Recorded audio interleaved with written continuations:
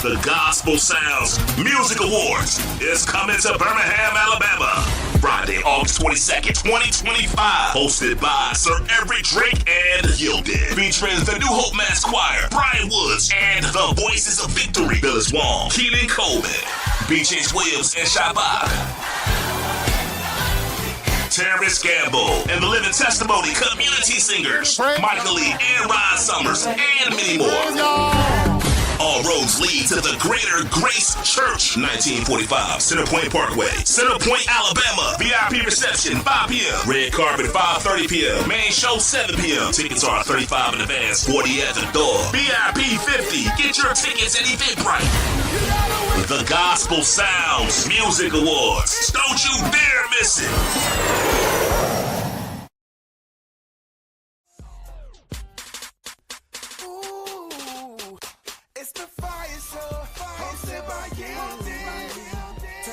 Listen, what's going on? Y'all doing today? It's Tuesday. I show y'all. It's your girl Yielded right here out in these streets because I have no idea where I am. We're in these side streets doing what we do every Tuesday. Put a little heat to the word on the street. Go ahead and vibe with me. And get you rocking, y'all. And we got the dedicated news. Anybody singing with me today? No? Nobody singing? All right, don't worry about it. We have an amazing show lined up for you today. If you're following us on social media platforms, you already know what we're talking about. So go ahead, grab a friend, grab a neighbor, grab a frog, grab a dog. The Bible says he that had an ear, let him hear. Get them in here, let them know your girl Yielded is here. Got some guests that's going to be popping in. Got some cool around here. I don't know where they are, where they been. This is the question. Where was y'all at last week? Did y'all watch the FIYAH show last night? Did y'all tune in? Did anybody go watch the replay? Where were you people at? I need to know where were the people. Somebody tell me now. Where were y'all at? That's all I want to know.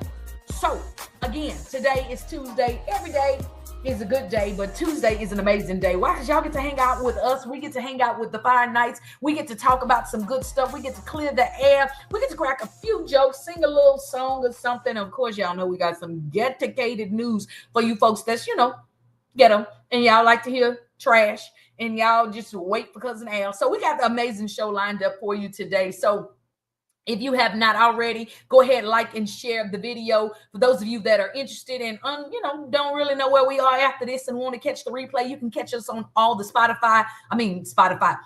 What are these podcast platforms such as Spotify? We on all of them. Tune in and some other ones and them other ones and all other places. But anyway, go ahead and like and share this video. Let everybody know that we are here. Let them know that we are live. Let them know that they can catch in and tune in and get on all this good conversation. So I know last week y'all was wondering where we were, and we're going to talk about it a little later, okay?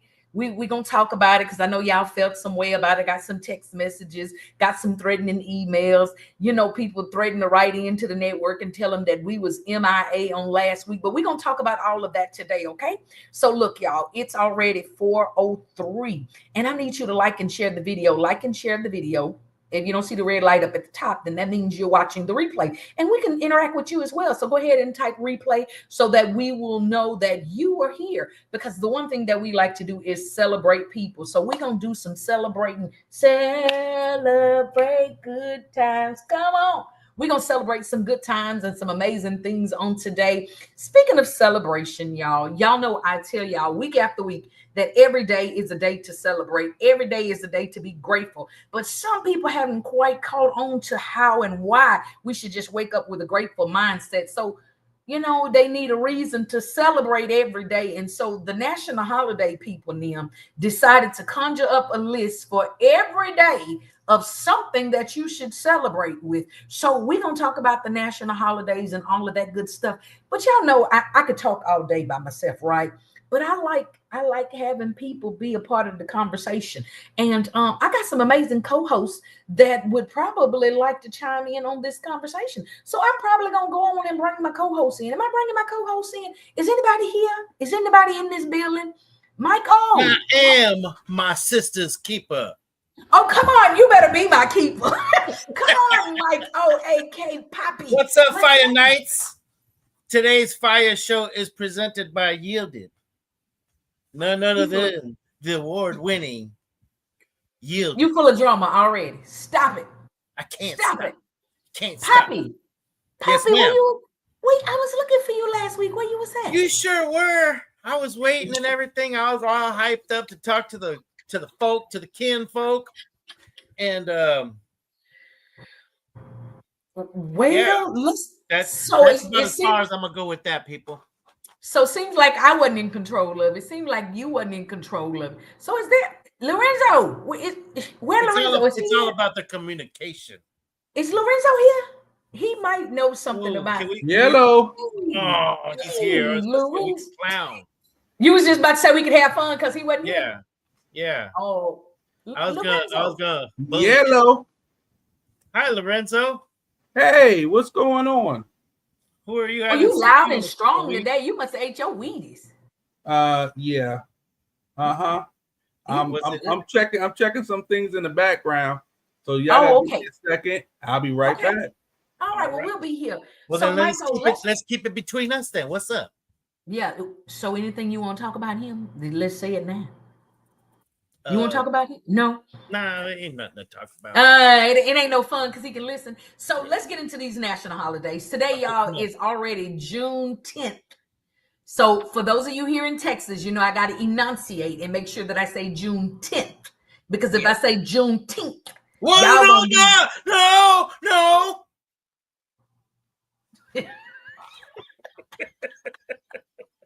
So it is June 10th. That's 8, 9, 10. Okay, so we creeping right to the middle of this month, y'all. It's already an exciting time. Look, y'all know I was waiting for May 24, 25, and that has arrived, come and gone, and Dallas has graduated.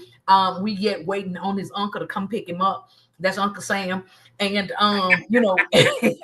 Papa. Yeah, when Uncle Sam come pick him up, then we're going to celebrate again, all right? We're going to have an empty nest party. But right now, Michael, let's get into these national holidays. Today is, now I tell y'all all the time, I don't know where they came up with these holidays. Sometimes I'm even curious as to why they came up with these holidays. But today is National Ballpoint Pen Day. Okay, do you know why they came up with that day? Tell me why. Today is a day that the ballpoint pen was invented. Now, are you? Yes. I know. No, you know why I know this? Because I listen to AM radio. God forbid me. Okay. Anyway, okay. So I listened to it, and I got a whole little 5-minute speech on what today's ballpoint pen was about. I brought it up and you came prepared. Go this ahead. Guy. How about a minute? I'm not prepared. I just don't forget things. Don't tell me minute, something because I remember it. How about 10 seconds? How about the dude invented the ballpoint pen in the middle of World War II.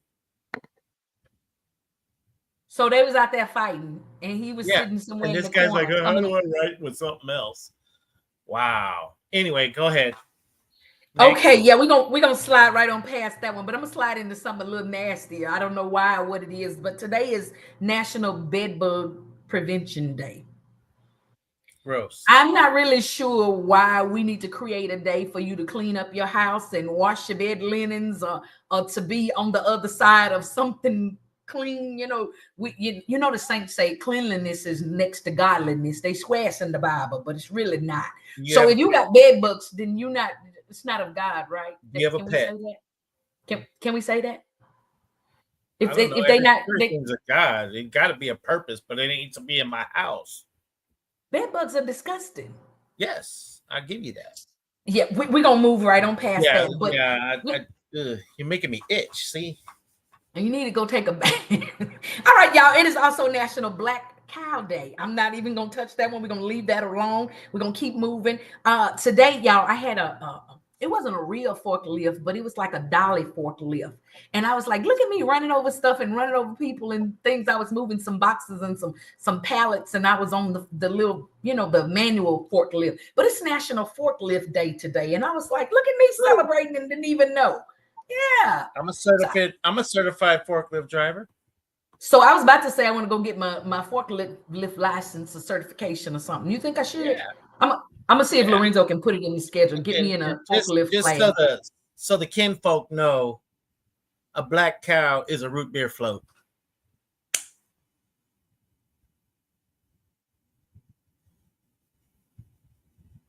Big Back University was going to come back up. I read it before I realized what it was. And so I was going to slide it back in with the food. But because you a big back, you picked it up. I can't help so it. Shout out to all our big backians out here. And yes, a black cow is a root beer float. So it is, ice cream and root beer. Y'all know about that.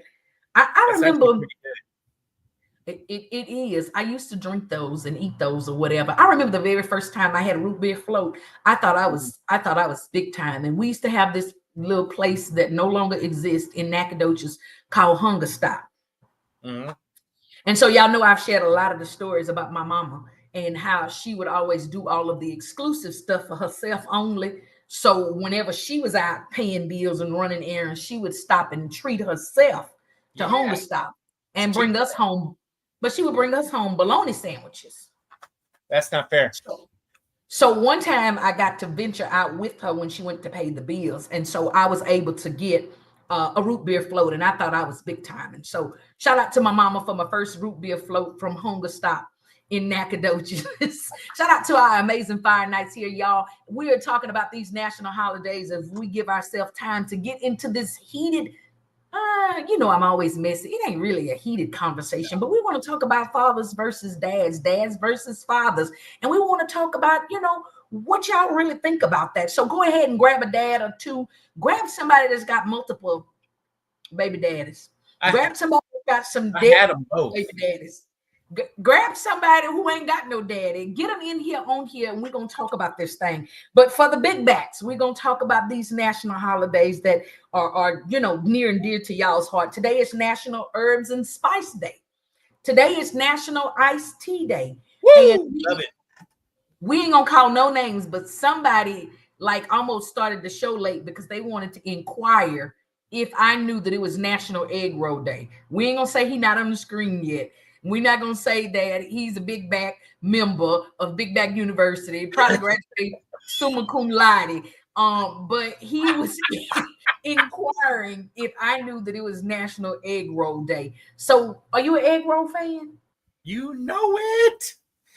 Okay, you like egg rolls. I was just going to say, egg roll, do you dip them in what? What do you dip your egg roll in? See, I used to eat egg rolls, but I don't eat egg rolls anymore. Oh, my bad. We got that disorder. I forgot. Because everybody won't put pig in the egg rolls. Not everybody. Some people. Well, they do have some veggie ones, but yeah. But anyways, we're gonna get on up out of these national holidays. I didn't see anything else in there. We want to make sure National that y'all Call Your Doctor Day. It is National Call Your Doctor. So for those of you that are drinking the black cows and eating the egg rolls, make sure you call your doctor and get your cholesterol checked and get your blood sugar checked, because I'm just saying, this is just the nurse in me to want to make sure y'all stay on the up and up. One more for us big backers. It's National Frosted Cookie Day. Oh, do you remember them the oatmeal frosted cookies? They had the lady on there with the glasses, and she was old, Do I? And you take them and nook them in the microwave for just a few seconds. Ooh. Let me tell you, I'm gonna have to go to commercial. I'm gonna go get me some cookies. For some reason or another, I want cookies with them little circus animals, the pink ones and the white ones. You eat about 10 of those, they just taste like lard. Let me tell you something about that. I knew the name Casey. I wasn't gonna call them because they didn't sponsor the show.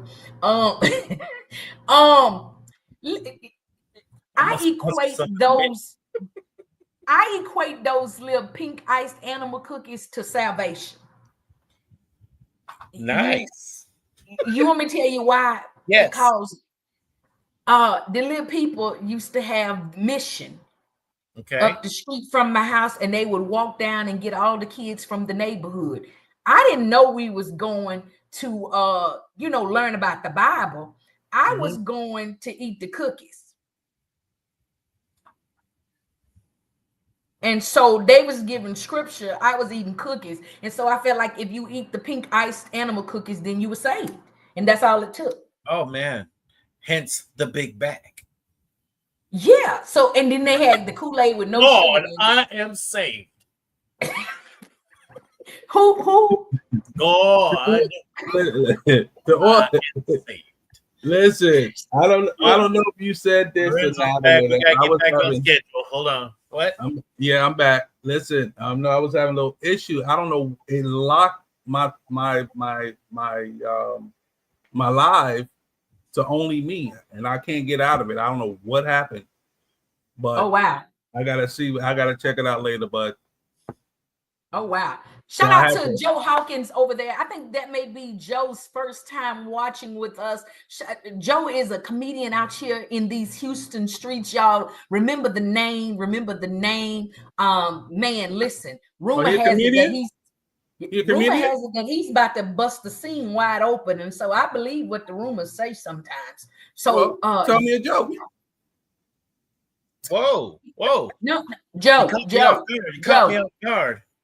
Joe, don't come in here trying to give him no jokes, Joe. That's not what we do. But don't worry about it. Save your jokes. Tell him to come buy a ticket to your next show. That's what you do. So look, y'all, it is 4:16. It's already being a fantastic and amazing day here on the FIYAH Show. I'm excited about today's topic because father versus dad raises an eyebrow initially when you see it. And so I was looking for like a slew of fathers and daddies to be in the vestibule, and we was ready to box it out or something. I didn't really know what that means, but we're going to get into it here in a little bit. But Lorenzo, we were trying to ask you before you pretended to be having some technical issues. Mike O said he was looking for us last week, and the Saints said they was looking for us last week. Yeah. You the program director. Why we wasn't here? Pass the buck. Pass the buck right over to me. Oh, the reason why we were not in the building last week. Let's see. I know he's lying because he a black cow jumped over the moon. He didn't start off with what had happened. So now whatever happens is gonna be a lie. So God, please.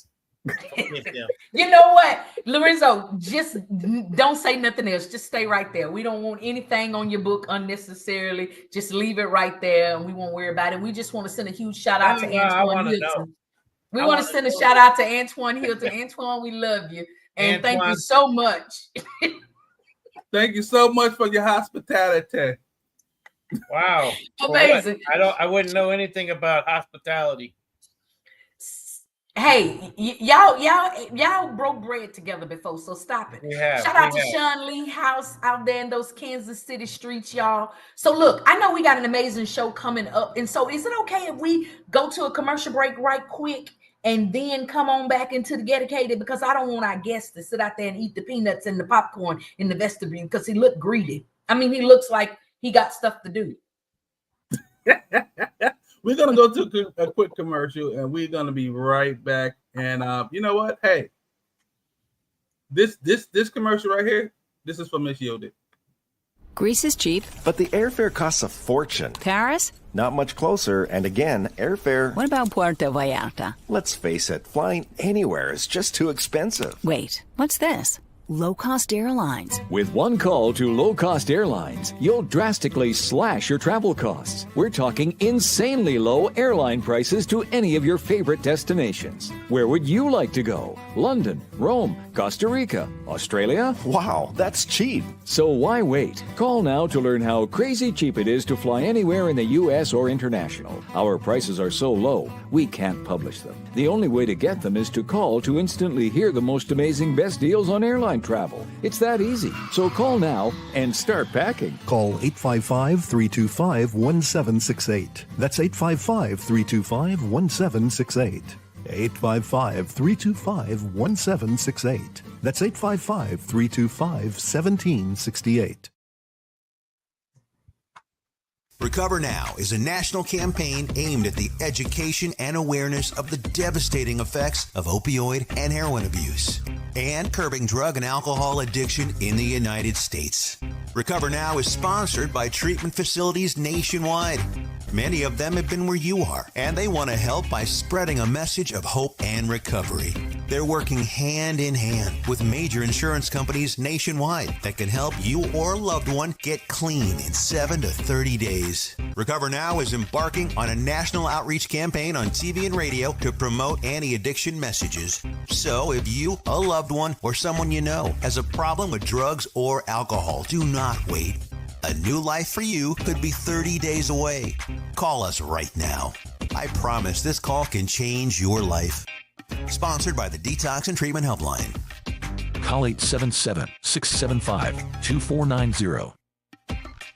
If you're living with diabetes and using insulin, you know the pain of pricking your fingers over and over again. By wearing a small device called a continuous glucose monitor, or CGM, you can reduce the pain of pricking your fingers right away. If you use insulin daily, you might be eligible to get your own continuous glucose monitor. So call the US Med Diabetic Health Hotline today and learn about the latest CGM technology. Not only can a CGM immediately reduce pain, it's accurate, easy to use, and helps you make better diabetes treatment decisions. And if you have Medicare or private insurance, you can see if you qualify for a CGM at little or no out-of-pocket cost. We'll also provide free shipping of your new CGM, and we'll bill your insurance company for you. If you use insulin daily, you might be eligible to get your own continuous glucose monitor. So call the US Med Diabetic Health Hotline to see if you qualify for a CGM at little to no out of. Today we're comparing blue pills, the name brand, with our generic little blue pill. Okay, so what's the difference? The name brand pills have the brand name from a large pharmaceutical company engraved on each pill. What does that do? It makes them cost a lot more. Both pills have the same active ingredient, which allows you to be, well, more active. Don't pay more for the name, pay less for the pill. Get our generic blue pill for as little as $2 each. Call right now for yours.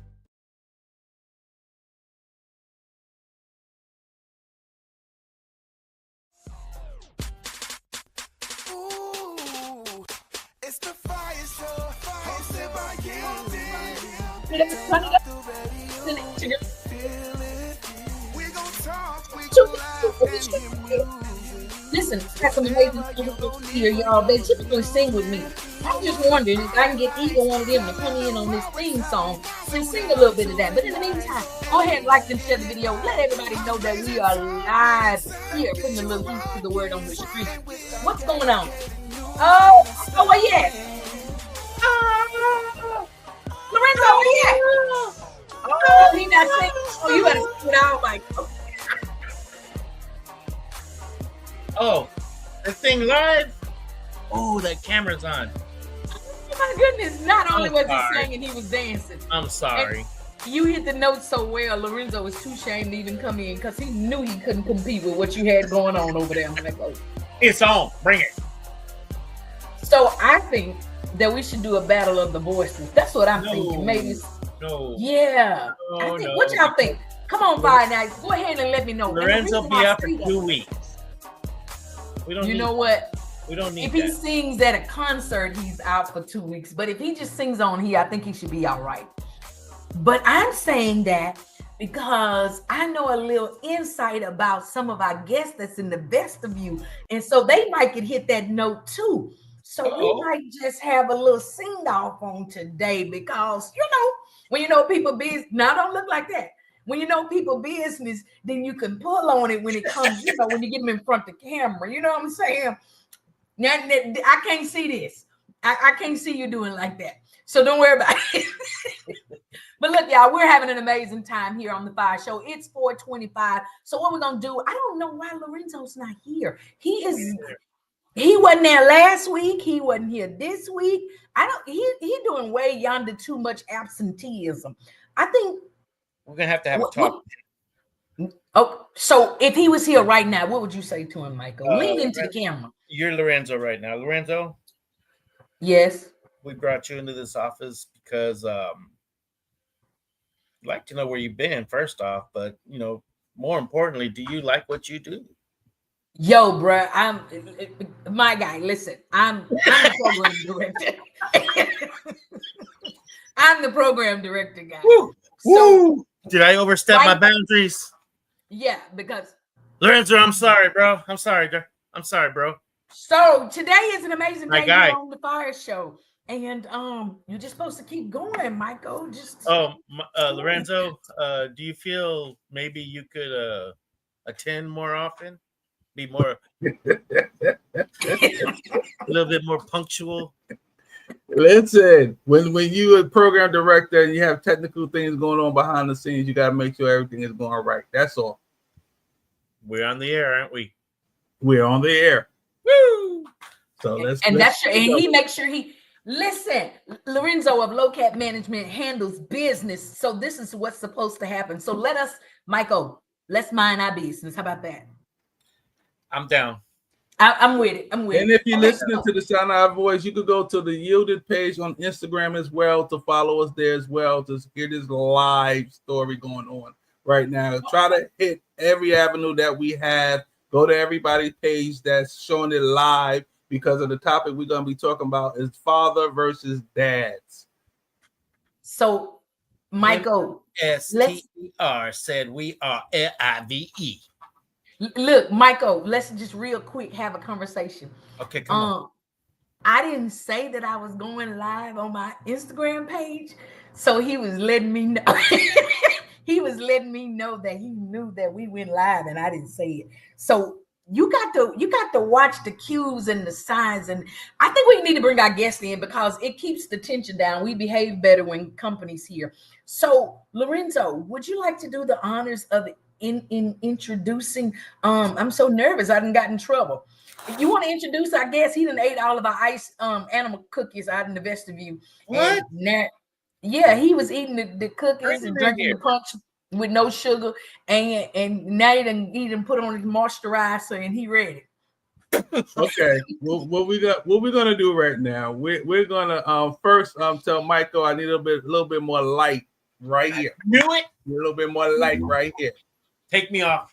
I said I'm out. Take him off. He's gone. Do people? This is how you do when they're on there talking about you. You just go in there and you just tell somebody something, and then you just remove them. As a program director, you can do these things. So I read that in the Bible. It says something like a vapor or something. In the Bible, it says depart. He was gone like a vapor. Gone like a vapor. He was out of here. In a twinkling of an eye. And that's what they do. In a twinkling of an eye, they get gone. And that's what we're gonna do. We're gonna actually, he look a little better back there in the vestibule. And I just want to make sure that he's up to par like our guests and everybody, because I'm gonna be the only dark-skinned person here with all of my, but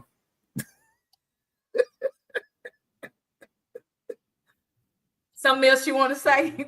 Black power. Wakanda forever. You know what? That's what you're not gonna do. You're outnumbered. I mean, I'm very much so outnumbered. So, guys, if you see me disappear for a second, don't worry about it. I could come back, because the screen gonna get a real light in a minute. So we're gonna do what we have to do. That's it. Shout out to Nisha over there. She say it's all good, brown skin. It's all good, brown skin. There you go. Listen, bring our guest in because he done ate all of the ice animal cookies because I said the cookies equal salvation. So he's trying to get a salvation on out there. So bring him in here. Introduce the cookie bag. I mean, the guest, not the cookie bag. All right, but before we do that, let's bring back in our co-host, Michael. Michael, you're looking better right there, buddy. All right, you're looking lighter today than you did yesterday. All right, we could. And you're looking well. All right. So what we're gonna do? We're gonna bring this guest in. We have a topic. You know what? We have a topic that we're gonna be talking about. Stop it! I'm gonna remove all of y'all from the screen. Oh no, you can't. We got a good show today. Listen, we got a great show that's gonna be going on right now. It's called. I put the title "Fathers versus Dads," and there's a reason why I did that, because a lot of people think that we're gonna be on here battling and fighting and going through different things, but it's really the stigma of fathers versus dads. It's the wording that I was speaking about. Why people say father, why people say dad, why people think it's something different with the meaning. It's a lot of things that's there. So we have a guest. But they don't say daddy because of the song. He calling me daddy. No, this That's a part of it too. It's like they just took the names and just started doing everything with it. Now, So I love it when you call me Big Papa. No. you know what? And we're gonna. It was the 3rd of September. We're gonna introduce. Can we introduce our guest? Which is it? It was the 3rd of September. Oh, and they are always golden mic. All right, listen. We about to bring our guest in here, okay? All right. When I grab the goat, listen. When I grab this goat, hey. Ooh. We about to bring our guest in here. And the I got the gold mic in my hand. So let's I'm calling somebody too. Jesus. Better call Jesus. I just said it. You Nisha calling Ma. She being rude. Jesus. He answered my phone first. Okay, we're gonna bring our guest in right now. He goes by the name of Mr. Key. They call him Mr. Key in the school district. Why? Why they call him Mr. Key? Because he is assistant principal. He also is well, you know what? I'm not even gonna go through all of those because it's a long list. So I'm gonna actually bring him in. You gotta hit because we gotta salute him. You gotta hit a couple of them. I'm gonna bring him up. No. Can I do it? Can I read it? He has a long repertoire. Oh, he got one of these kind of bios. Exactly. It's like when it came, the bio came to me. It at the end it says to be continued. So then I had to get the other email, and then it was to be continued. Then I had to get the other email, and I was like, okay, you know what? To see more, download the rest. Exactly. That's what I had to do. Like this on my screen on my phone, and I was like, this thing is just going and going and going and going and going. And I saw the pink bunny run by with the drum, and it was going and going. Lorenzo reading that bio, and he looks and goes, "This guy." So the thing that I would like to say is that this man is very capable in a lot of ways and facets to have this conversation. Cousin Al says longer than Aretha's obituary. Bringing our guests. So he's got accolades on top of accolades on top of accolades. He's got an accordion file of a bio. I mean, he done. So if I was from New Orleans, I'd say, "Oh, he done buku stuff, baby." I'm talking buku, huh? Yeah.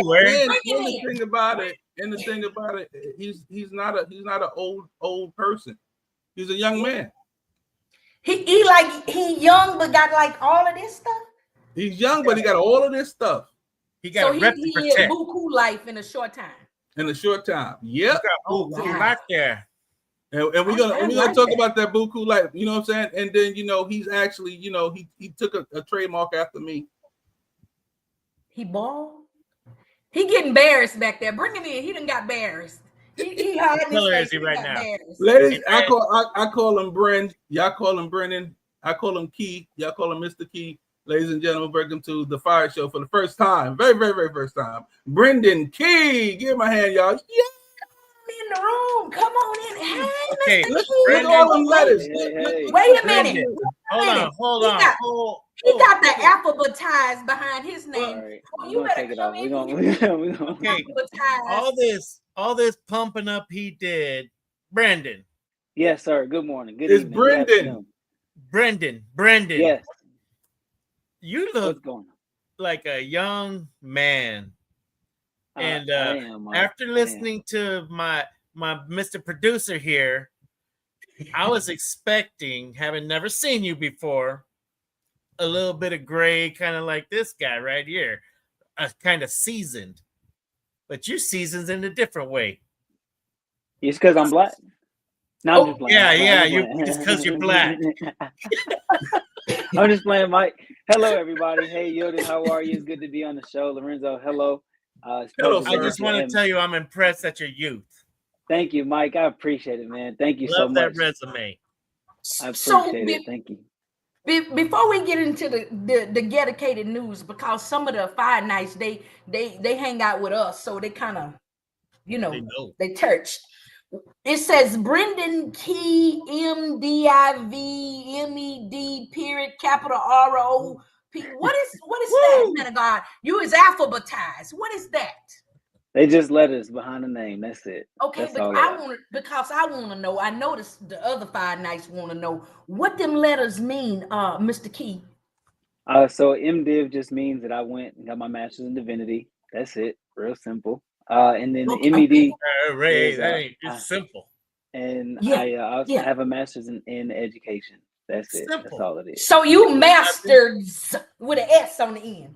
That sound like a Z, but it was an S, but it sounded like a Z. So you got like 1 and 2 masters. Yes, ma'am. So like the young people would say, you educated. That's it. It's just, okay. All right. So we got some edification in the room. And speaking of education, Mr. Key with the degrees, we need to get into our educated, dedicated news. So I don't know how familiar you are with this here news, but our newscaster is educated. He's dedicated to bringing the news, but he's got an extreme case of ghettoism. And so he brings the news in a diverse way. So we yet praying for him. Master of Divinity means you got a little anointing, a little oil. So pray for him, okay? Yeah. Look, I like when Mike does the news. I mean, I like when it's Mike or Cousin Al. Cousin Al. I'm sorry, Cousin Al. Yeah. So I don't know about these degrees now. Let me ask you. Tell you. Did you order them online or did you? He book smart. He book smart. Look. Because during COVID, people was becoming a popsicles. They was becoming prophetesses. They was all online. All this happened for $29.99. They could be whatever they wanted to be in the morning. I forgot Lorenzo. Lorenzo told me, he said his name is Al, so I had to remember what his name was. So I appreciate you reminding me, Yuta. Thank you so much. Yeah. I just want to help, because that's what I'm here for. And you well educated, and so I know you got a lot of stuff up here. So little stuff like Yielded and Michael and Cousin Al, Lorenzo. That's just a little simple stuff. But the Saints don't want to know when we come back to you if you bought these degrees for $29.99 or if you went to the school, okay? So let's get to the news, and we're going to talk about these $29.99. No, we're not. We're going to get to the news. Come on, Lorenzo. You know what? I'm done. I can't with y'all. Let's go to the news. This is the dedicated news for Cousin Al. Let's go. Let's go. Cousin Al said he started a church online. Didn't nobody come. Boy, Cousin Al, right there on the FIYAH show with your dedicated news. The top 3 news stories you can use. You know what I'm talking about? The news that people ain't gonna tell you. The news that you ain't gonna get in the Houston Chronicle. Even though we don't get Houston Chronicle no more. That's why they need Al. That's why y'all need Al. And roll my intro before therapists need Al.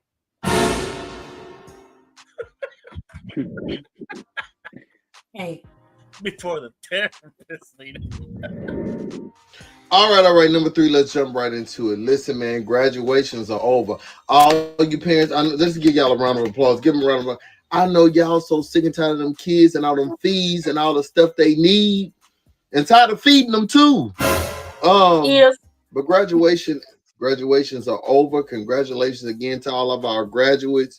But y'all just could not be ghetto this season. That's why this graduation season was going pretty well, I thought, but y'all just had to turn it out. Y'all just had to be 1 or 2 that do something you're not supposed to do. Now, y'all know in the graduation, they tell you go across the stage, you get your diploma, and you get in your hand, you take your little picture, and you get on about your way, right? Yep. Not y'all ghetto people.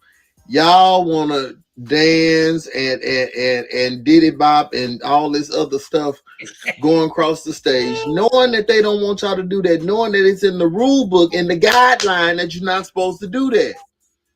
Check this video out from the University of Houston, and I'm ashamed because I'm an alumni. Check this video out of a young man getting almost didn't get his diploma. Check it out. Now, ain't no diploma, it's a diploma because he ghetto.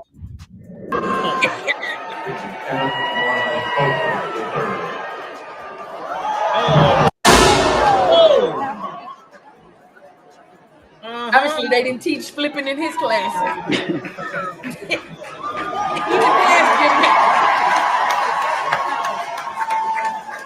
I almost broke broke his arm. He got an F for flip.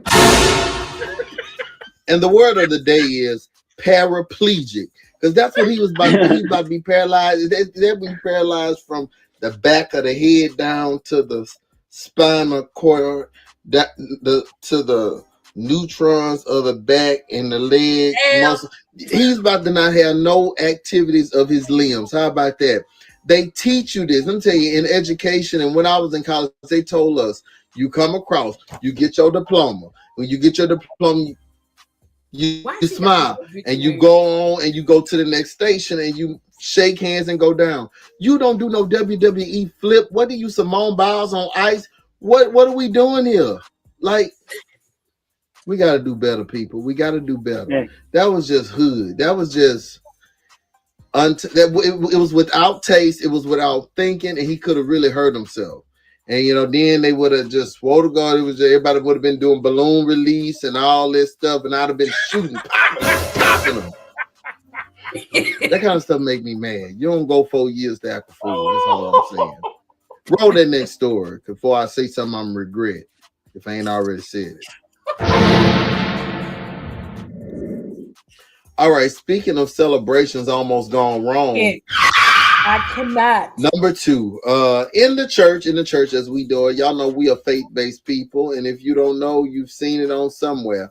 In the African American church, shouting, bucking, running, screaming, ooka looka, all of that is appropriate. It's a part of service. It's just the way you express yourself. Okay.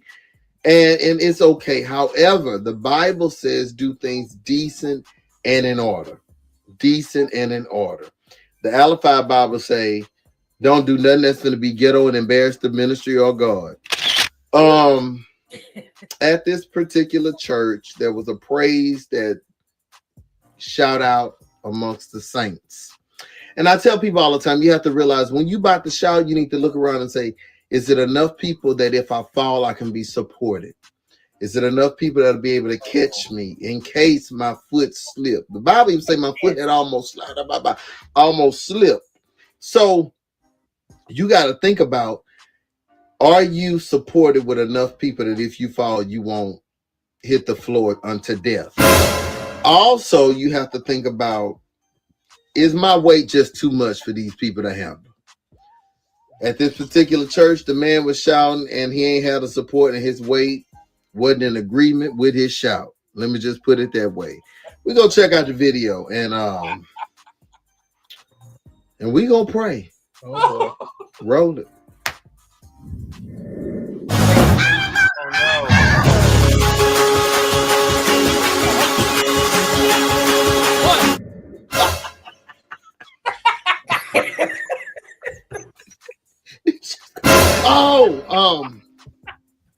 So yeah, what could have been a tragic, this could have been a tragic, fatal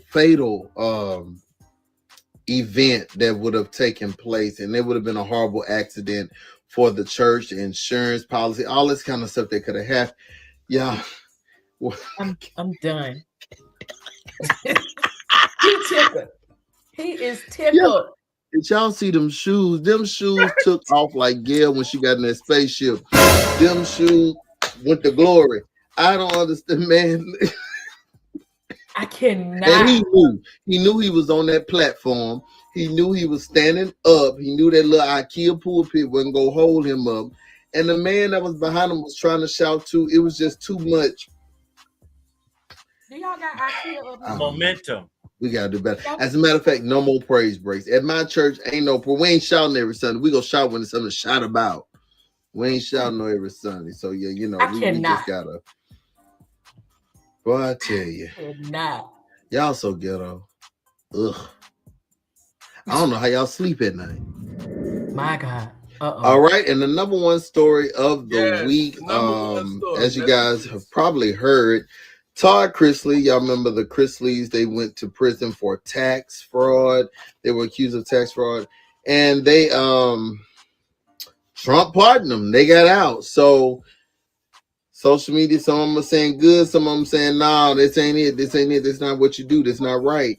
But Todd Chrisley is sounding the alarm. He says that while he was in prison, the black men he dealt with, no, not like the. He said the black males that he was around, he saw some things he didn't agree with. He saw how they were treated, and he said, it was really a sad thing to see like how much privilege he had as a male of a different hue, if you will. So he said that he saw these things right in the flesh. So he said it's time out for it. He said people are people. It don't matter what religion they are. It don't matter what political party they associate with. He said it's time to be fair. He said he is disgusted with how the men in the prison that were of color were treated. Watch your words. Check the video out. Long shot, because so many people are told no. And being in the prison system, anyone that says that it's a fair shake, it's not. Because I dealt with young African American males in the prison that I was in that were not treated the same. They were denied programming. They were denied access to certain things. I was not denied that, but we know why I wasn't denied that. And so I think that is a much bigger picture that we all as a society as a whole need to look at, that we are one. And whether you're Republican, Democrat, or whatever, at the end of the day, when you're in that hospital, you don't care if it's a Democrat treating you or a Republican. Now, some of you may, but I want whoever's going to be the best. I just feel like, what's the breaking news? We already knew that. Like, what's the breaking news?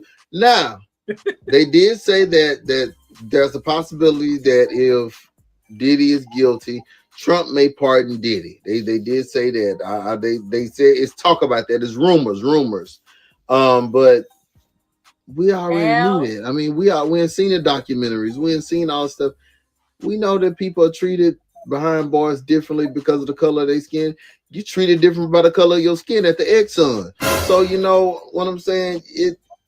It's gonna be the same everywhere. So I am excited and happy and glad and appreciative that this man who has a lot of influence, a lot of followers, who people have been behind him saying, let us free. And he's finally out, that he is taking his platform and making it available to talk about the rights of others. That's very unselfish of him. I'm not giving him a barbecue plate just yet. However, I think that is a very, very noble thing. Now that he's been in that situation, and you don't know how God go use something. God might have put him there to show him that, so he can come out and make some stuff right. You just never know. We never know how this is gonna go. We're gonna follow this story, but yeah, he is out, and they say they might do another season of the television show. But we can't watch the Cosby's and listen to R. Kelly no more. I'm just trying to figure out what step in the name of love. All right. This has been your boy Cousin L with your dedicated news. I'm finna get undressed, back to y'all because it's hot. Before I get undressed, it is a special day today. Not only do you gotta go vote, because you gotta go do that, but it's no.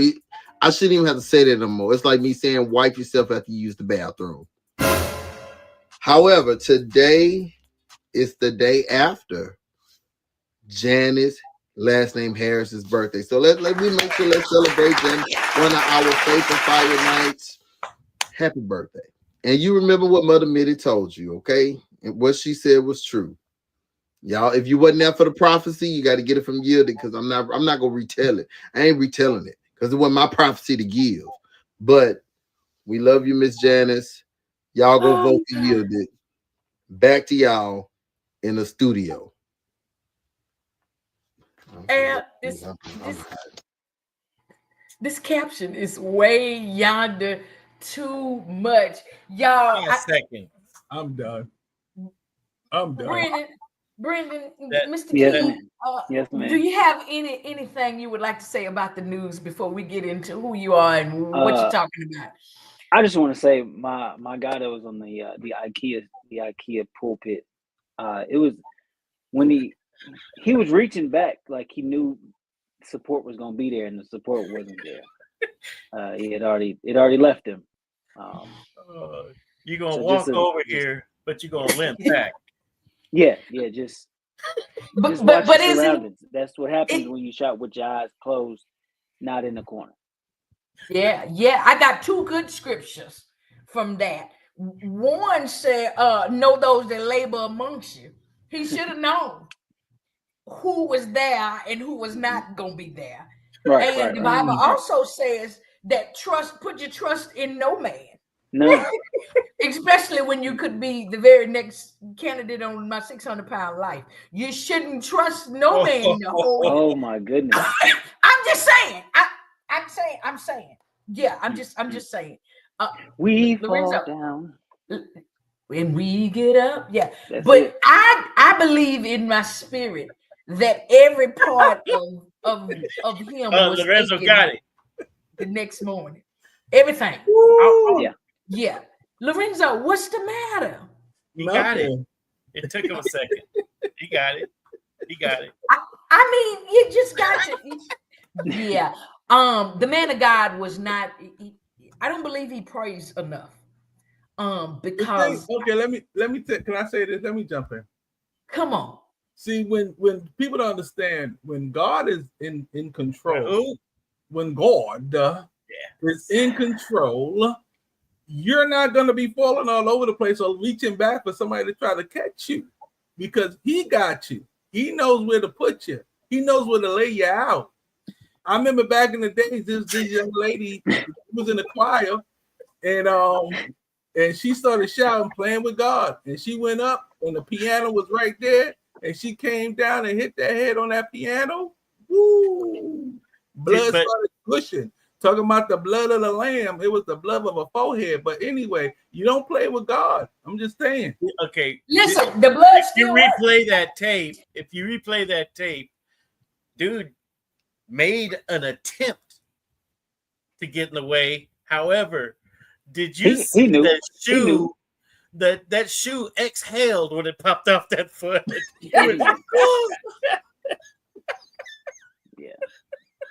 There was an external force. You know what? That was. Listen, don't worry about it. Nisha said he knows. He's a fainter. Yeah, he's a fainter. let me just say this.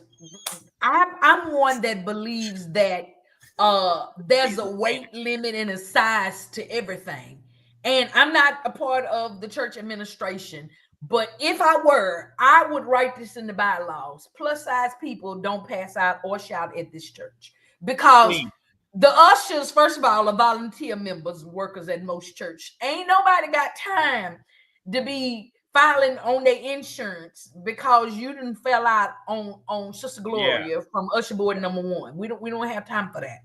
I mean, at least not on the stage. At least not in the pulpit. You could fall on the floor. You know what I'm saying? You can't. The ushers only got twin size throws. They don't have full king size throws to cover you up. So you need to govern yourself accordingly. That's it. That throw is just, it's a lap dolly. It's not a king size comforter. We're gonna leave that alone. But I think people should understand. Just stand upside the wall. You know, just do your shoulders beside the wall. Don't put your whole back into it when you're. Oh, you gotta put your whole back on that wall. Put your back into it. Yeah, that's it. And on the wall. On the wall. It's something about being a pillar or something. I read that in the Bible. Get on the pillar. So you need to stop. So, Mr. Key, let's get into this conversation, because this can go on and on and on and on. And I felt like, anyway, don't worry about it. I feel judgy. On and on and on and on. See, my mind is. Y'all so saved. Y'all don't know. Don't worry about it. Brendan, Key, we all have ADHD up in here. I don't have it's that. All right. I got lots of alphabets, but that's not it. I got royalties. And anyway, let's go ahead. Come on, stop it. I had felt the song coming. I thought you was ready. I was ready. So, Mr. Key, listen. Wait, hold on. Point. I'm sorry. We about to get Mike, you did it. You did it. Look. Twin size only. Chandrika said twin size only. Yeah, that's the only size throws they have at the church. And I don't, why is that? I think that's a question we need to take to the church. And we need to figure out, knowing that most of these churches had a church chicken and that store-bought potato salad and them dinner rolls, meaning that the people is gonna be plus size. Why do we only get them twin size throws? We know because if they larger than twin size, people just gonna stay in the church. You put a queen size throw, they gonna be there forever, and it's easier to wash. Not to mention, they wash them things. You got to. They don't go under nobody. They just over. They just kill them up. We're not gonna some of them need wash. People. Yeah, when the women took the whole Jake series, woman died loose, in a literal term, and they can't start coming in the church loose, and they wasn't girding themselves or girdling or spanking or whatever the word is. Girdling. Okay, yeah. Girdling. So, Nisha said, "I need y'all to get saved and draw your minds in." Cousin Al said, Leandria Johnson said that church people fat, greasy, and about to die. Wow. She said that. Wow. That's so saying a song that says, "All I seem to do is hurt me." That's the song she's saying. So we gonna move right on past Leandria and pray for her. We're gonna put some oil on her and let the Lord continue to work and mold. She's on the potter's wheel. And so whoever's got their foot on the pedal of the wheel, pump faster. Go let's hair up, Jesus.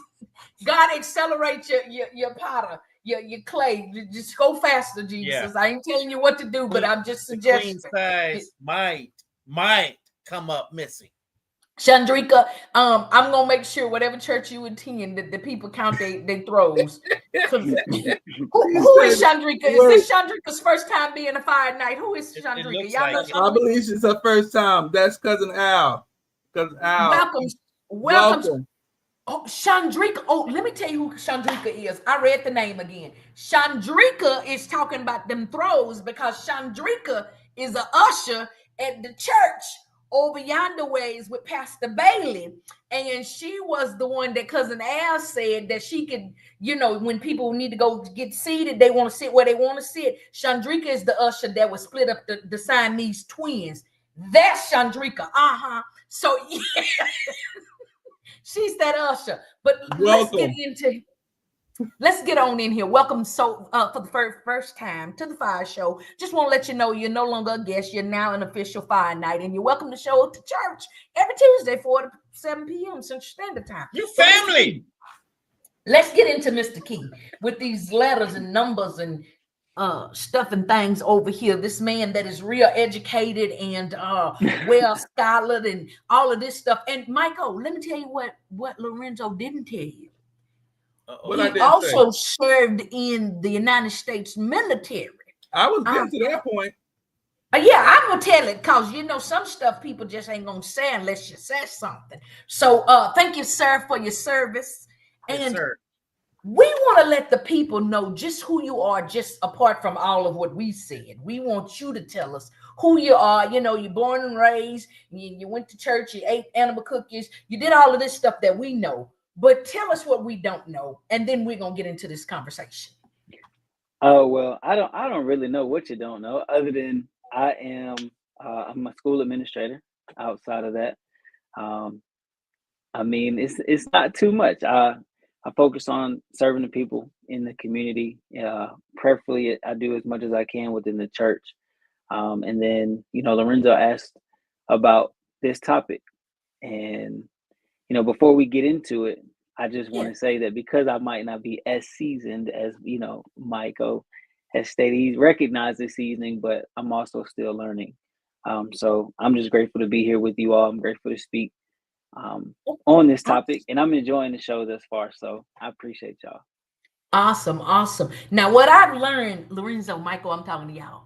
What I've learned is that people that come over here and say, "Oh, I just make peanut butter and jelly sandwiches." Yeah. They do like 5,000 things before most people get up in the morning. They really are people that do a lot. Look at this. Hey, Al is wild, man.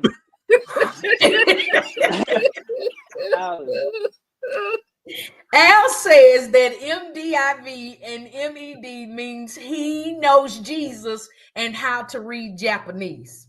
So, cousin Al, can you block him, Lorenzo? He needs to be blocked for the rest of the show. Give him a temporary block for like 5 minutes. Just like they do. No, the rest of the show. Why Japanese? I know. Al, why Japanese? Whoa, was he kidding about that? Oh. Yes, he's joking. I do not know how to read Japanese at all. I was like, whoa. Do you speak other languages? No. I don't believe you. Let's get into the topic, y'all. Let's go, y'all. Let's do it. Y'all giving it to me because I think it's important for us to dive into this conversation. Can you tell us a little bit about your childhood? You got siblings? So it makes a difference. I grew up in Atlanta. I'm from Atlanta, Georgia, and from Atlanta I moved to Raleigh my senior year of high school. Childhood wise, my childhood was good. I can't complain at all. Shout out to my parents for sure. Love them both. They did their thing. How about that? Okay. My mom and dad always taught that was greatness waiting to happen, and I pray that now they're seeing what that looks like, especially since there's a lot more to go.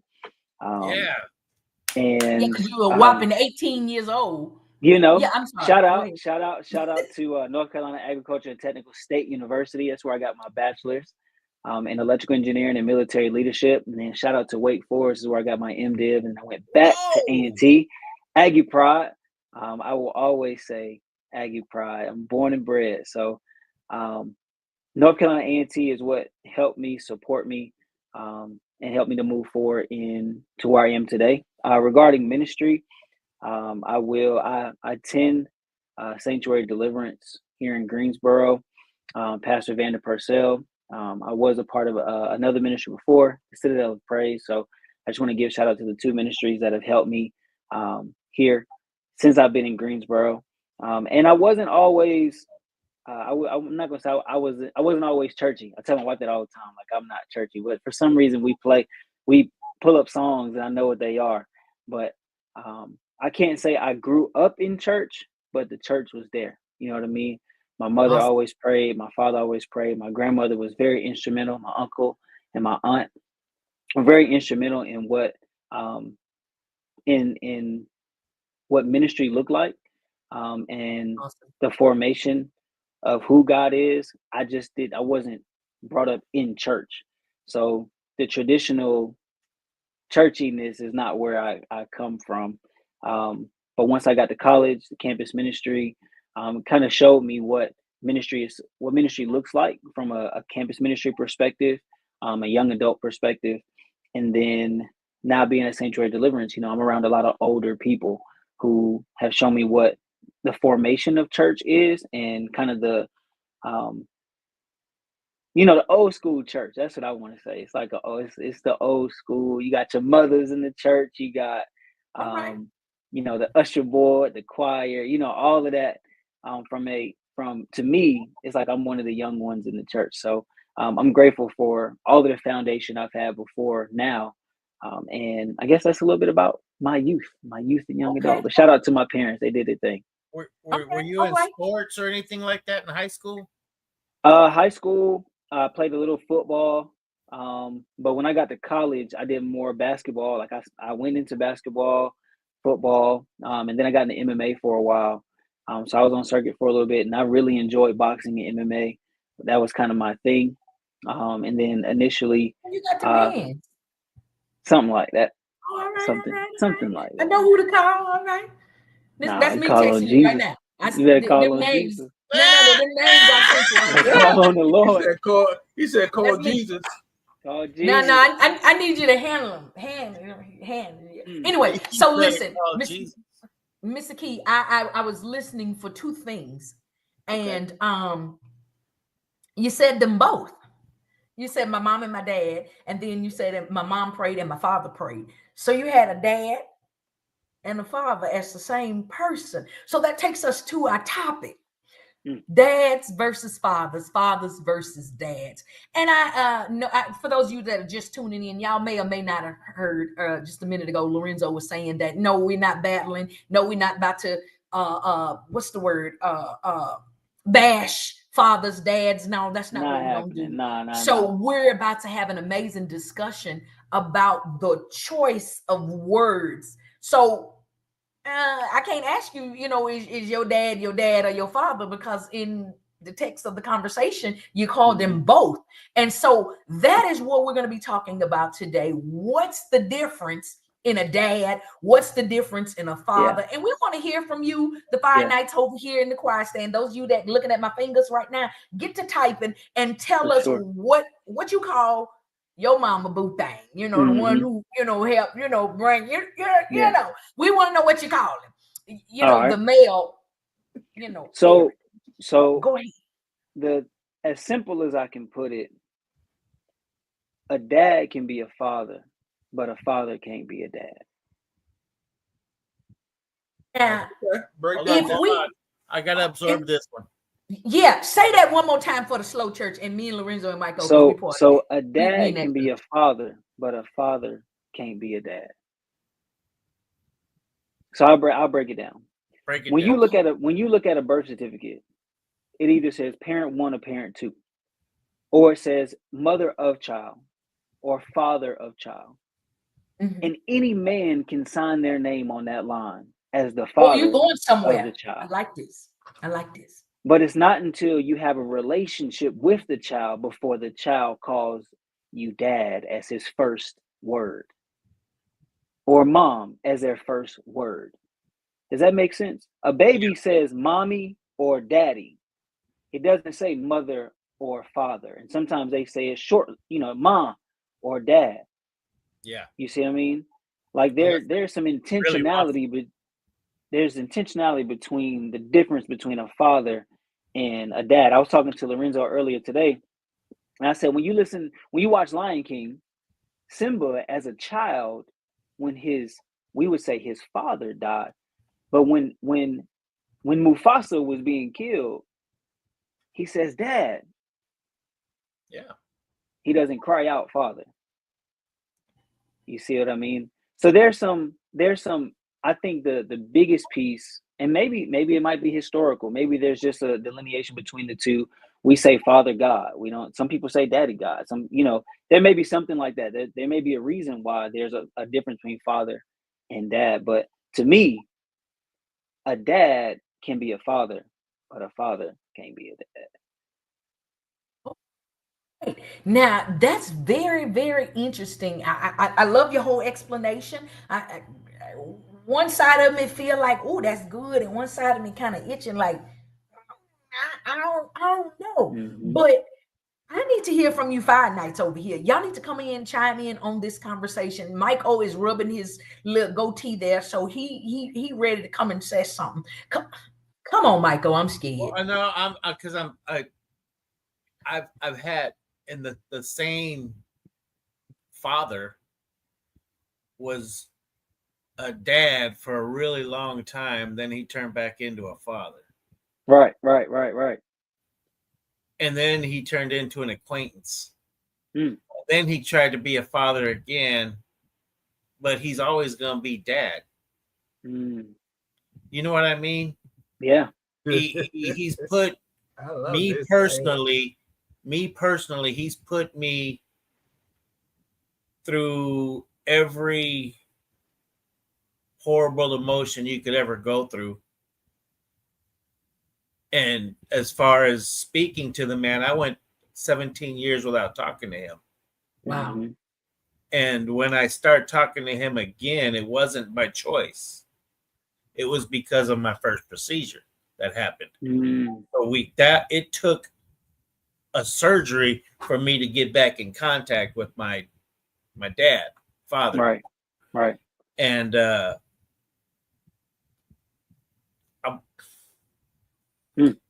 that's a tough one because what he did was attempted to come back and make amends and be a dad again.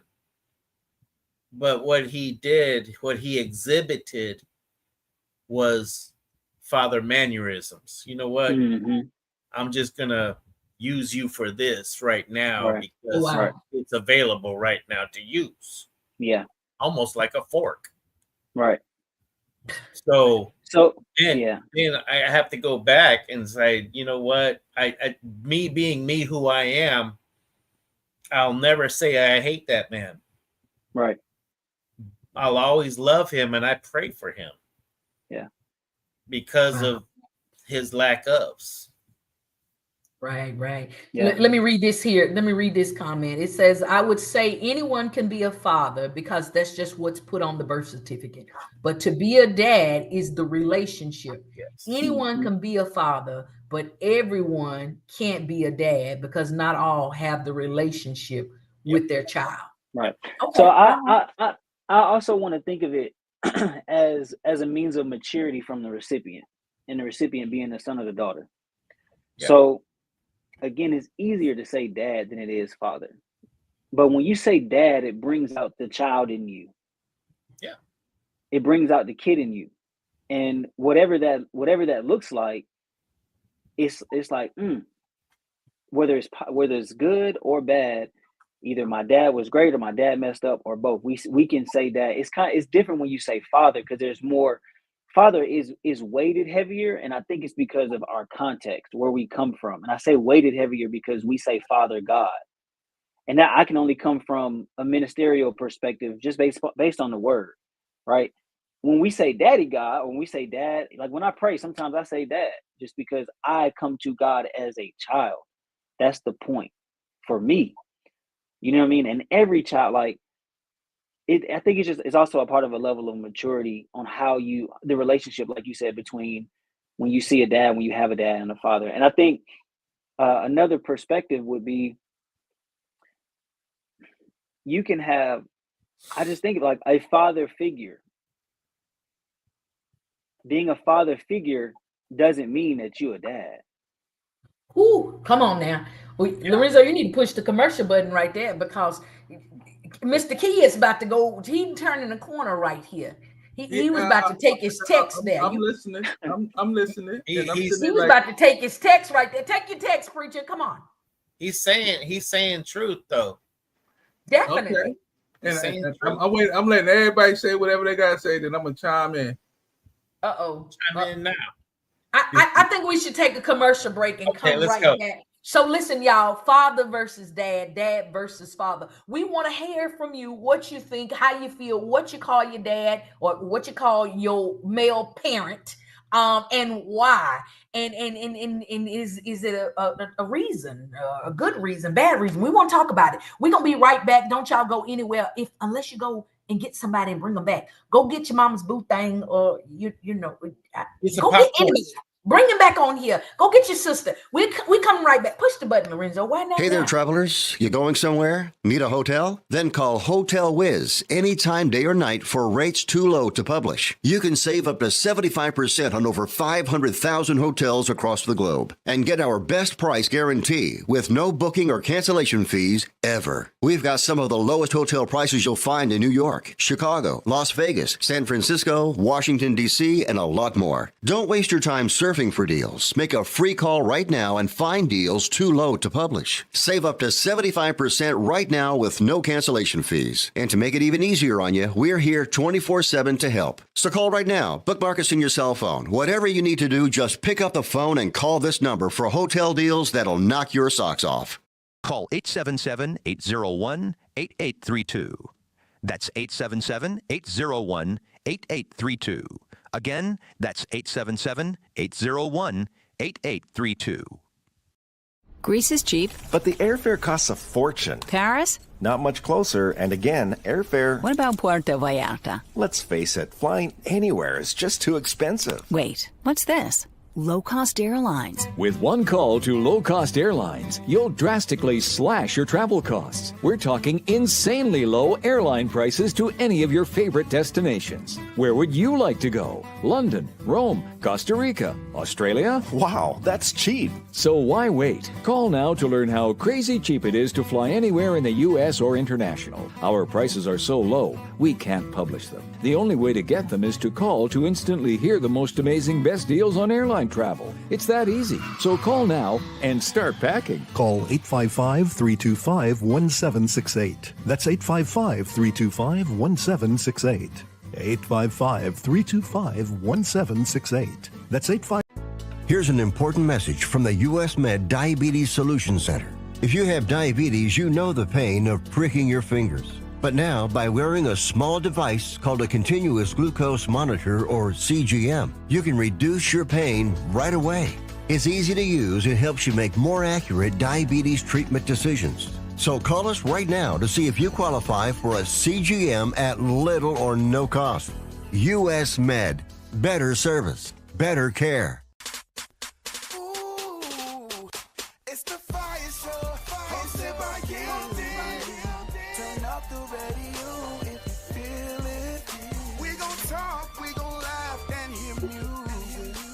Whatever you gon' need for your amusement. Home of the lights, telling the world we're tight. Tune in on Tuesday nights, and we gon' get it right. Hot blazing topics that get you rockin', and with our ghetto catered news, and I'm stopping.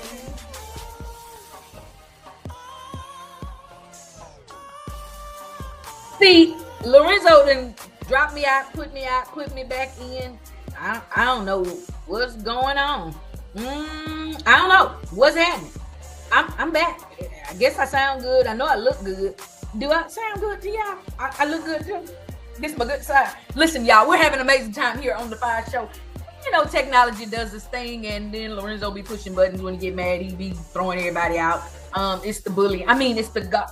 That ain't godly. Listen, we're having a discussion. Get your friends and your family in here. Let them know. We're talking about fathers versus dads, dad versus fathers. We got some people showing up for they must have heard we was having the iced animal cookies that give you salvation. And so they showed up to the church too. And so we're going to talk to all of these amazing people. Again, if you don't see the red light up there, you can go catch us on all of these other podcast platforms. If I start naming them, I'm going to lie and make up some. So don't make me do that. But like and share the video. We are live right now in these social media streets. You can catch us also at Anointed Radio Network out in those Las Vegas streets. So look, I'm gonna bring the rest of these co-hosts back in here. We're gonna bring Brendan Key, MDIV, Element, JK, QRST, all of them initials, letters, and stuff behind his name. But y'all see he addressed that $29.99 online. He said that wasn't him. He started naming off his schools, and he let y'all know he had like a real education. He went to a real school, and he didn't get none of these apostle certifications offline. So the man is educated. The man has lived some life. I mean, he looked 12. But he didn't live the little life, and so he got a little 16. He looked 16. He looked like he got his driver's permit, but he's got a little knowledge and insight that he is sharing about these fathers and dads. He said father is on the birth certificate. So what says ye? What do you think about it? Go ahead and like and share the video and let the people know. Michael, Lorenzo, Miss Key, y'all coming back in here? Y'all gonna make me talk to the people by myself? I'm here. Yeah. Oh yeah, we live. Brendan, you said you from Atlanta. Yes, sir. Please tell me you ate at Mary Mac's. Mary Mac's? No, I've never heard of Mary Mac's. I know. And we ain't gonna talk about them because they ain't sponsoring this show. They ain't sponsoring them. No. See, I went all the way to Atlanta for the best fried chicken in the world. Oh Lord! You know what? And you know what? we got another. That's why I ain't heard of it, because they was lying. They weren't lying. That was good. But they didn't sponsor this show, so we're not gonna talk about them. Listen, we can't talk about it. But off the record, I'm sorry. I didn't mean to go off track. We got another father in the vestibule, and we're gonna bring him fathers in. is showing up. This is new. All right. Fathers showing up. I'm sorry. Going on this week, and we got the owner of the person that actually let us do what we got to do each and every week, every Tuesday from 4 to 7. I be scared when he show up.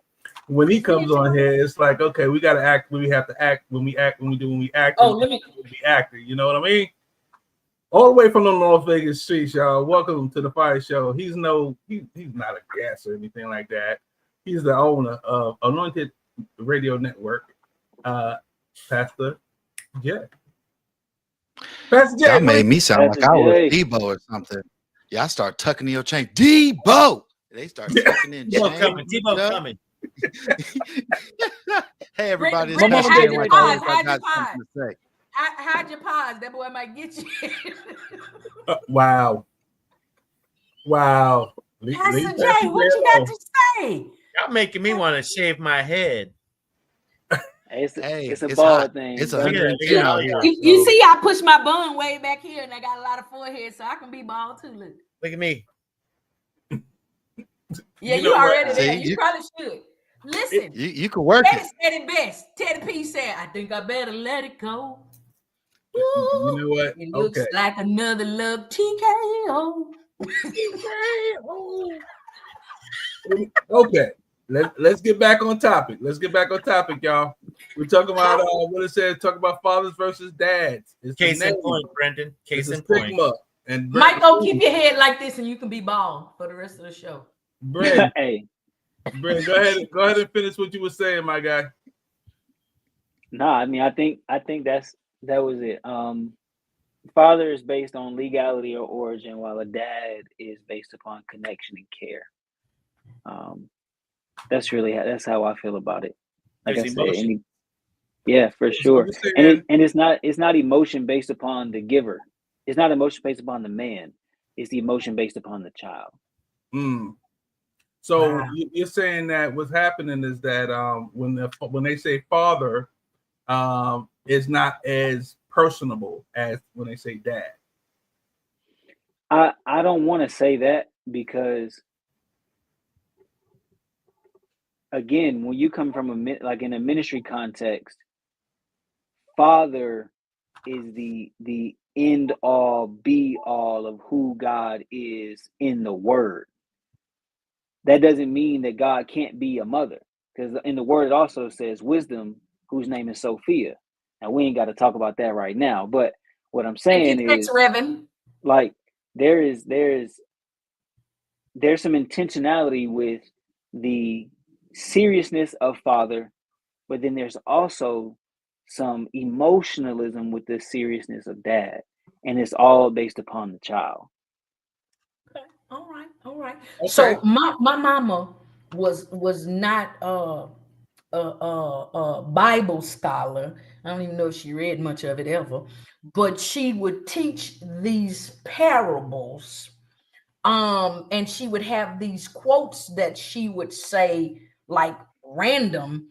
And a lot of them stuck with me over the years, but it wasn't until I experienced that particular thing that I understood. And one she used to say all the time, after she fussed about everything she had done for us and how she made these sacrifices for us and we, this and that, she would say, because you need to remember it's mama's baby and dad is maybe. So so Key, you heard that before. Lorenzo, you heard that before? I haven't heard that one. I keep telling you need to get that card back. Pastor Jay, you heard that before? Okay, so again, Michael. What I did a while ago? Say that again. Mama's baby, daddy's maybe. So what I come to conclude in my once I got a little knowledge and wisdom is that mama was responsible regardless if dad was responsible. Is that what that means? No, maybe I didn't think that's what that meant. Thank you, Brendan. When my mama would say it, She say it's definitely my child, and I'm definitely responsible for you. And your daddy, maybe or may not. He may show up and he may not show up. Now, what was the connotation? What y'all got from it? Connotation for me was mama was in the streets, and we don't know who in them streets. Well, don't know who it is. That can apply to my mama too, but you don't get to talk about my mama. Not your mama. I'm just saying in the context. First of all, you talked about your own mama. I'm just saying, like, you said your mama. This show is about dad. Nobody else said that. We know that the baby comes from the mama, but like I said, anybody can be on the birth certificate. Any father can be on the birth certificate. Any man that's there at the time where it needs to be signed and the baby needs to leave the hospital can sign that birth certificate under the father. Brandon, so with that being said, with what you just said right there, I understand what you're meaning about, father, when you pray, you say father, but when you, the way you just said it right there, anybody can be that father. Yeah, in a natural context, when we're talking about physical divine aspect, I'm saying yes, Father God. Yes. But on that paper, I go, hey, come here and sign this real quick. Yeah, because the man name on mine ain't even my daddy. He wasn't gonna be your daddy anyway. What? He definitely He's not my father or my daddy. He not even kin to me. And that's real. One thing I definitely could say this is another quote. A quote that we've always heard too is that anybody could father a child, but not everybody could be a daddy to a child. Bam, that's what I heard. And when you look at that, a lot of times, men, if it was the mother's fault or the man's fault, don't come to be in that role of as a dad. And sometimes, I'm gonna be honest, a lot of people seen what a quote unquote dad. That's why we got so attached to these TV shows, to what we saw on TV, the Uncle Phils, the Carl Winslows, the things like that, because we're like, this is our ideal of what our dad should be, or dad I want it to be, because I never had that in my life, especially coming from a single mother. So you sit there and you look at that and you kind of think about, man, for a dad, that's different, because a dad teach you how to shave your face. A dad teach you life lessons of how to things as a man, compared to as a father. Yeah, I'm your father, so give me respect. But like when you look in the streets, respect is earned, not given. That's right. Okay. That's why there's so many distraught relationships between father and child, male or female. I did not meet my biological dad until I was in second grade, going into third grade.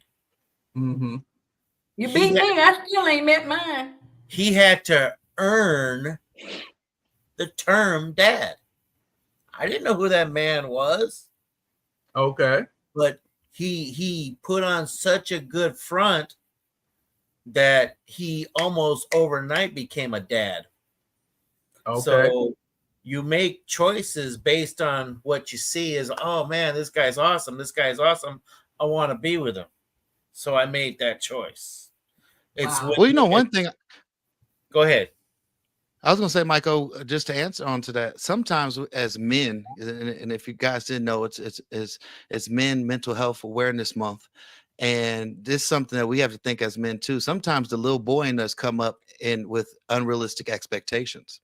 Yes. And we sit there and be like, man, I know he's my father, but maybe he'll finally get me from the doorstep that I've been waiting for him to pick me up at 35. Maybe he'll finally come and be in the spot where he's supposed to be and actually help me, instead of being what I've always exactly a dad. Yeah, I know you're my father on my birth certificate. From what my mama told me, that is my father. But at the end of the day, your actions of being a dad, being in my life, not using me just because of the connection, but actually guiding me, mentoring me. That's why in the church, let's talk about it, we have so many issues when somebody want this spiritual father, spiritual mother, because of the absence of our real physical mother and father in life. Right. And we start implanting these feelings in the church to these people, and then not realizing that comes with stuff. That comes with stuff too. That comes with your issues that you haven't been healed from. That comes from all of the things that you've been bothered by. You start treating them different because on your bad days, you start thinking about all the stuff that your real father or mother did. So when it comes down to it, I feel like sometimes for me, I could speak for me, when it comes to me and my father's growing relationship, I had to relearn how to deal with them every day, because I couldn't deal with the 7-year-old trauma, the 10-year-old trauma, the 12-year-old trauma. I have to talk to him as the 35-year-old and in that headspace, instead of wanting my dad, because everybody want a dad. I don't care how hard you think. The most coldest person would be like, they biological father died. They be like, I never knew him, but you still cry because you sit there and be like, the what ifs, the what could have happened, and be like, man, that was my dad, and I could never fix that. And that's what Definitely. happened. Hold on, Michael. You've been hogging the mic today. Lorenzo, you got a mic, but it's not on. I need you to talk into the mic. Well, they chime in on this conversation. They hitting all the key elements and everything. So I was just sitting back, let them go and talk. But one thing I gotta say is this: is that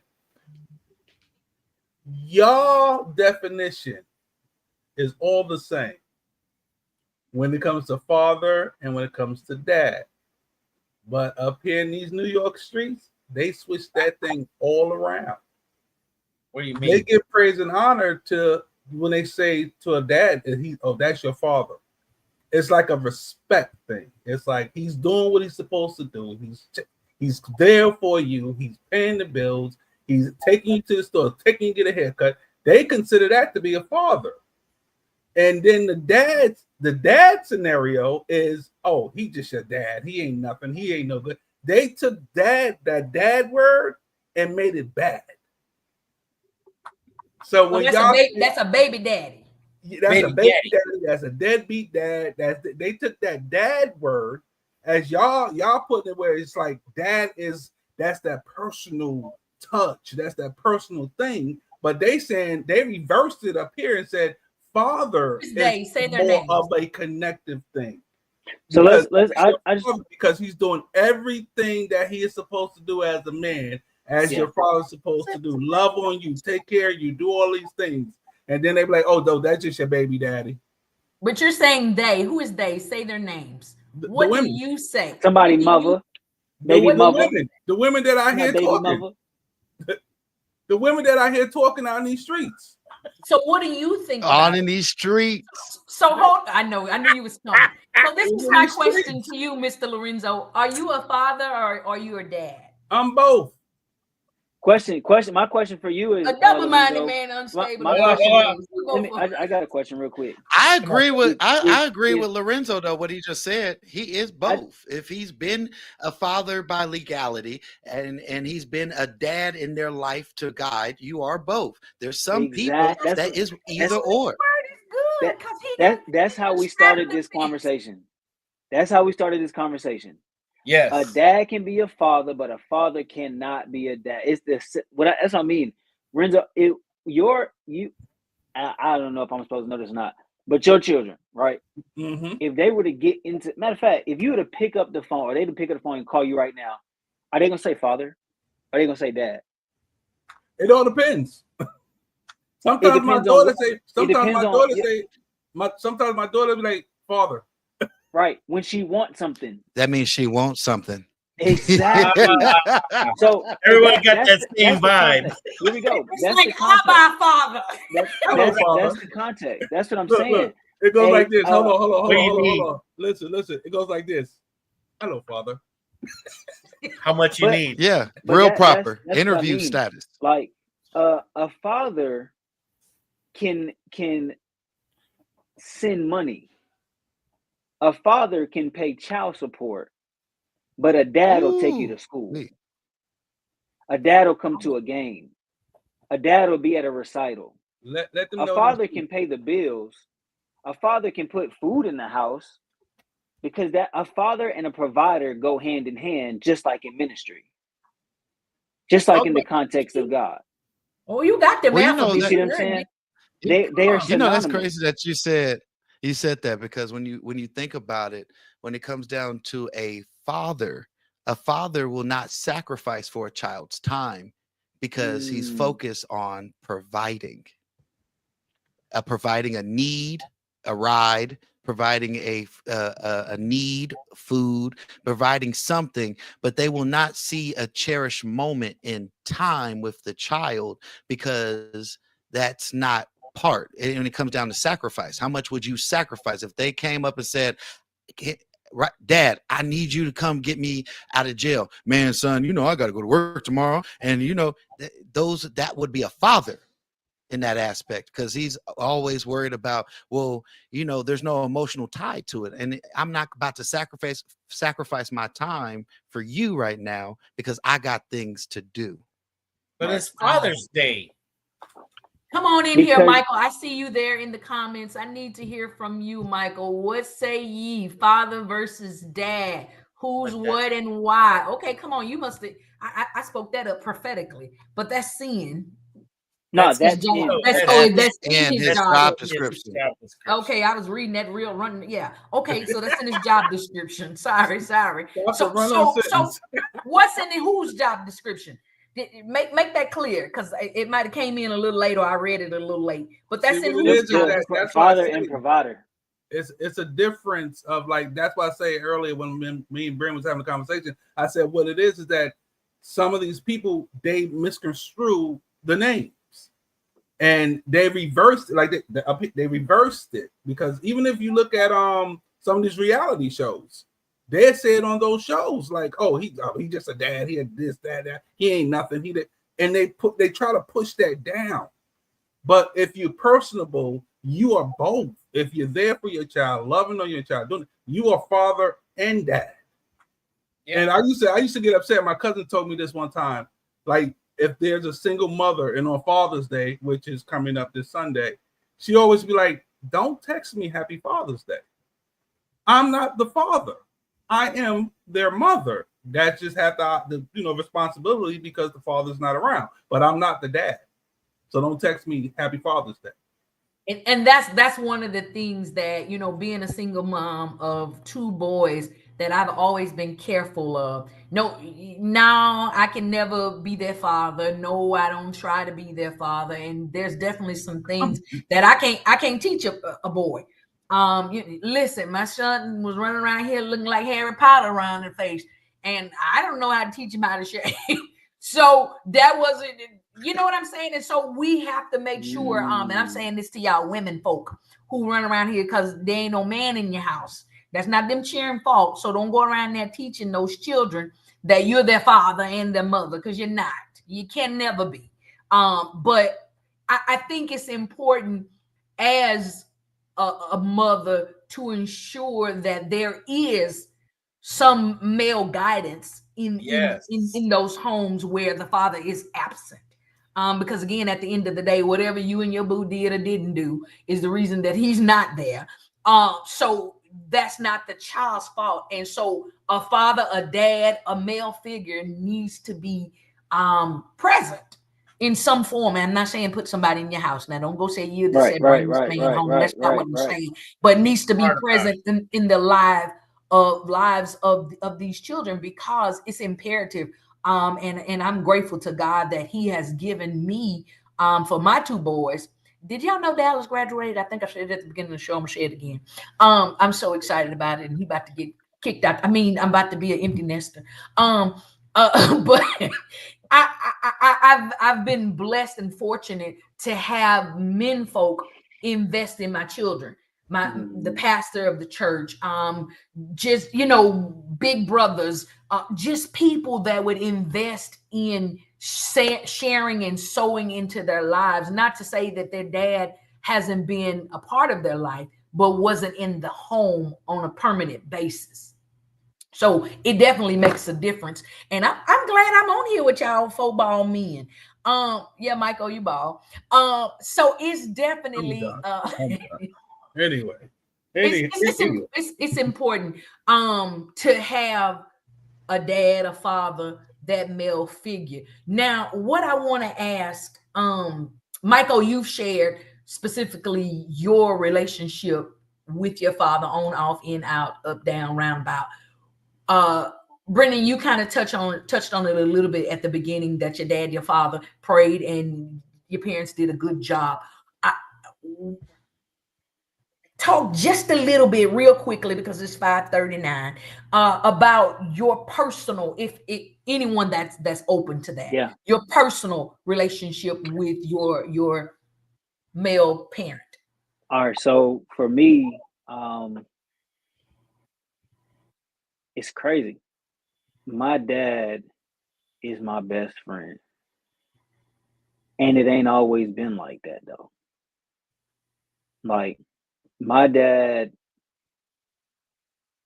he turned up on me as a kid, and I didn't understand why. But my dad also taught me so much before there was a gap in our relationship.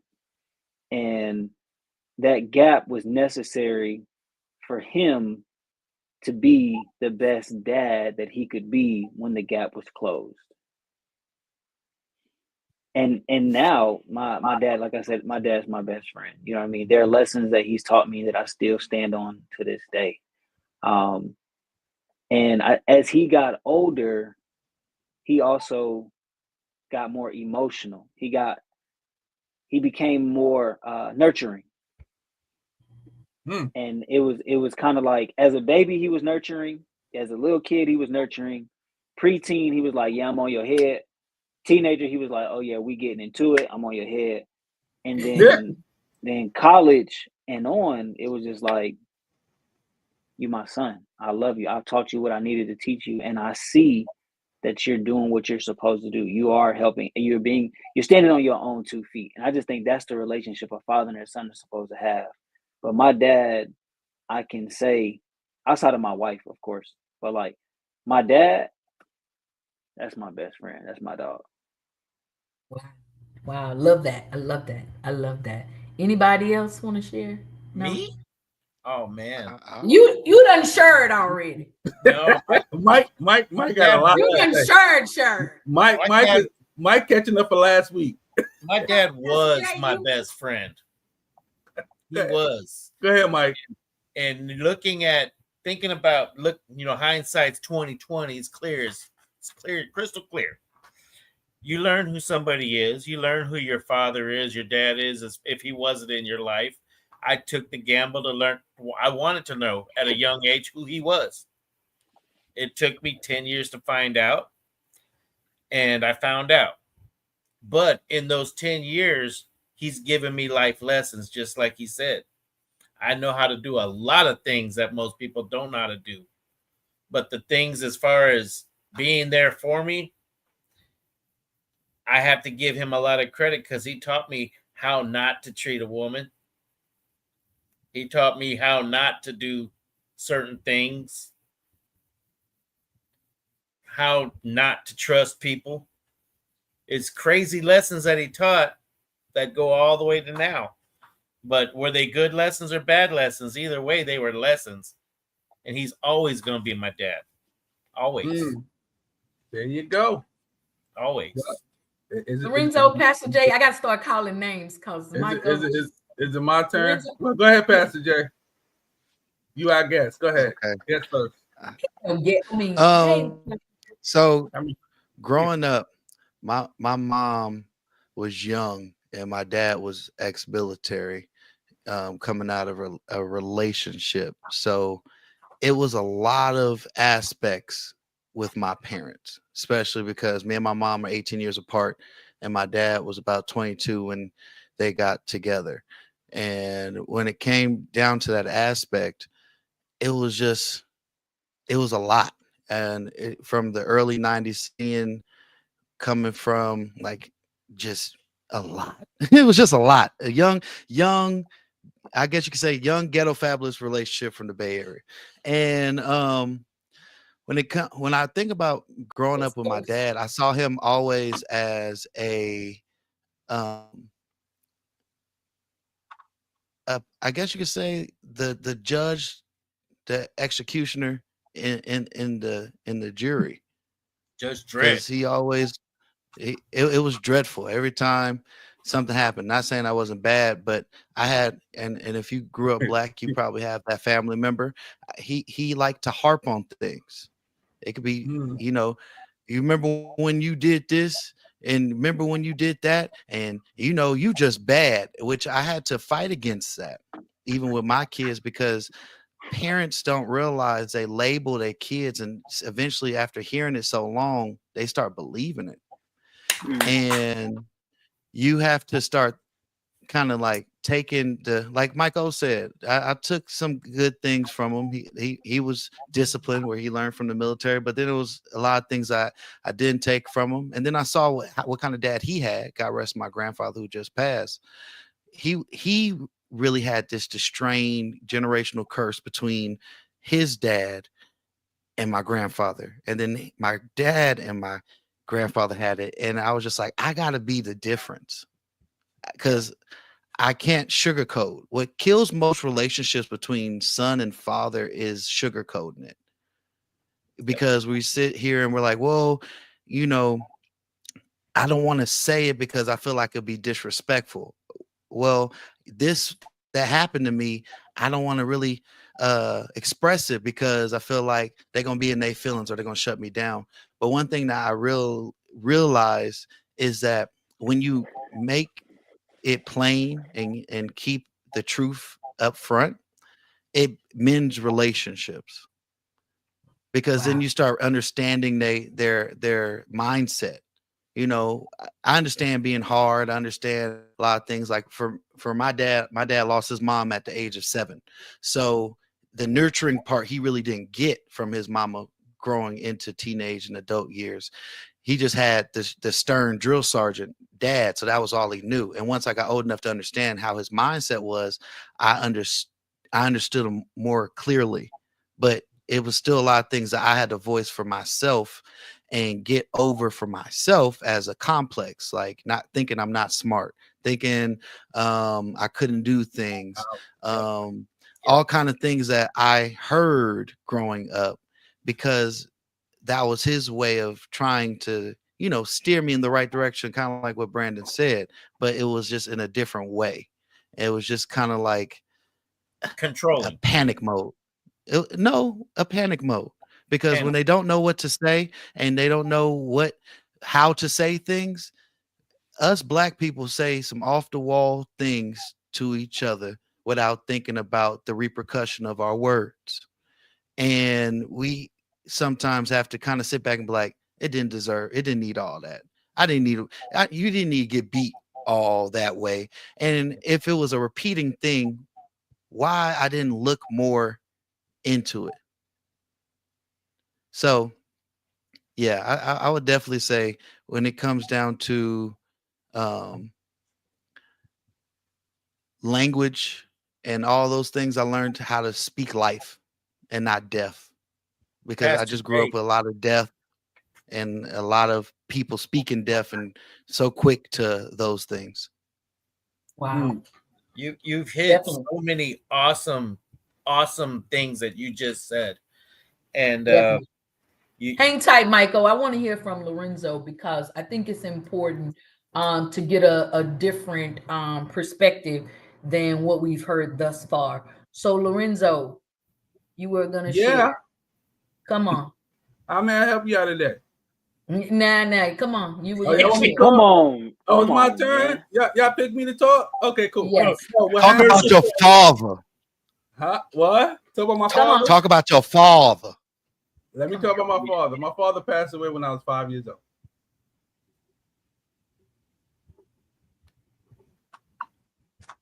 Okay. In the story? No. Come on. You gonna let him off that easy yielded? So one of the things that I definitely wanted to pull from that part of the conversation is because the stigma around parenting or being a father because they didn't have a father. We don't know how to do it. We're not the best there. I didn't have a dad growing up, so that's why I've made these mistakes with my children. I wanted to pull that aspect out because just the little bit of time that I've been around Lorenzo, and hearing him talk. I'm gonna tell this part while he's off the camera. The first time I had a conversation with Lorenzo about his kids, he was my daughter and my baby, and my son, when I heard the conversation, we 10-15 minutes in, and then you say, and then my daughter graduated. Now this whole 10-15 minute conversation, I'm thinking we talking about some toddlers, because the amount of compassion that he and my daughter and my son, and it was just like, oh, okay, he got some 2-year-olds, some 3-year-olds, and then he said they was 100 and one was 97. I was like, wait a minute, like these some real big grown people, and it was because the love and the compassion that he talks about his children. I just knew they had to be some little teeny tiny babies, and so I want to look in the camera and say to all of you fathers, dads, what male parents out here that are saying you're not a good father, or you give me a bad pass because my daddy wasn't in my life. That's some poo-poo. And I want y'all to stop saying that. And the reason I say that is because, again, the short time that I've been around Lorenzo and the love that he has. Now, Brennan, you probably can chime in here and tap a little bit more than I can. The love and the compassion that he has for his children. What you got? What happened? Who said it was a diss? Can I testify? Yeah. Can I testify on this? But hold on, Lorenzo is back. You got something else, Lorenzo? I just want to say it real quick. Come on. Can I testify this and give a Negro pass for this? It's not a minute at the funeral. Come on, 2 minutes. Okay, it's not a lie, because you cannot expect behavior from somebody that never seen a learned behavior. If I never seen a husband before, how am I supposed to be a husband? I seen baby daddies, I seen gangbangers, I seen drug dealers, I done seen pimps, I done seen all these things growing up, but I've never seen somebody go to church, because I was the first. They was like, why you go to church? You a holy roller? So sometimes you have to understand. Whoever said that to you, Miss Nisha, I'm not to pick on you, I just wanted to say that, but this is a real life reason why men shut down. That is acceptable, because he's telling you where he is. If you want him to know where, if I never seen what a husband looked like, I'm learning just like if you might have seen your mama be a wife. I've never seen my dad be a husband. You might have, and if you did, you might have had a horrible way. Right here. We're gonna go right back and forth right here, because this is exactly what I was saying. Is not an excuse. Now, it's acceptable to say that that's why you're lacking or why you're learning, but it's not okay to say that you don't know how to be a dad, because this man just sat here and said that his father passed at 5 years old. Now, where he learned how to be a father from there, I don't, that's for him to share with us. But this man exhibits fatherly characteristics that he didn't get from his father. But there's some there. Go ahead, Brittany. I just want to be clear.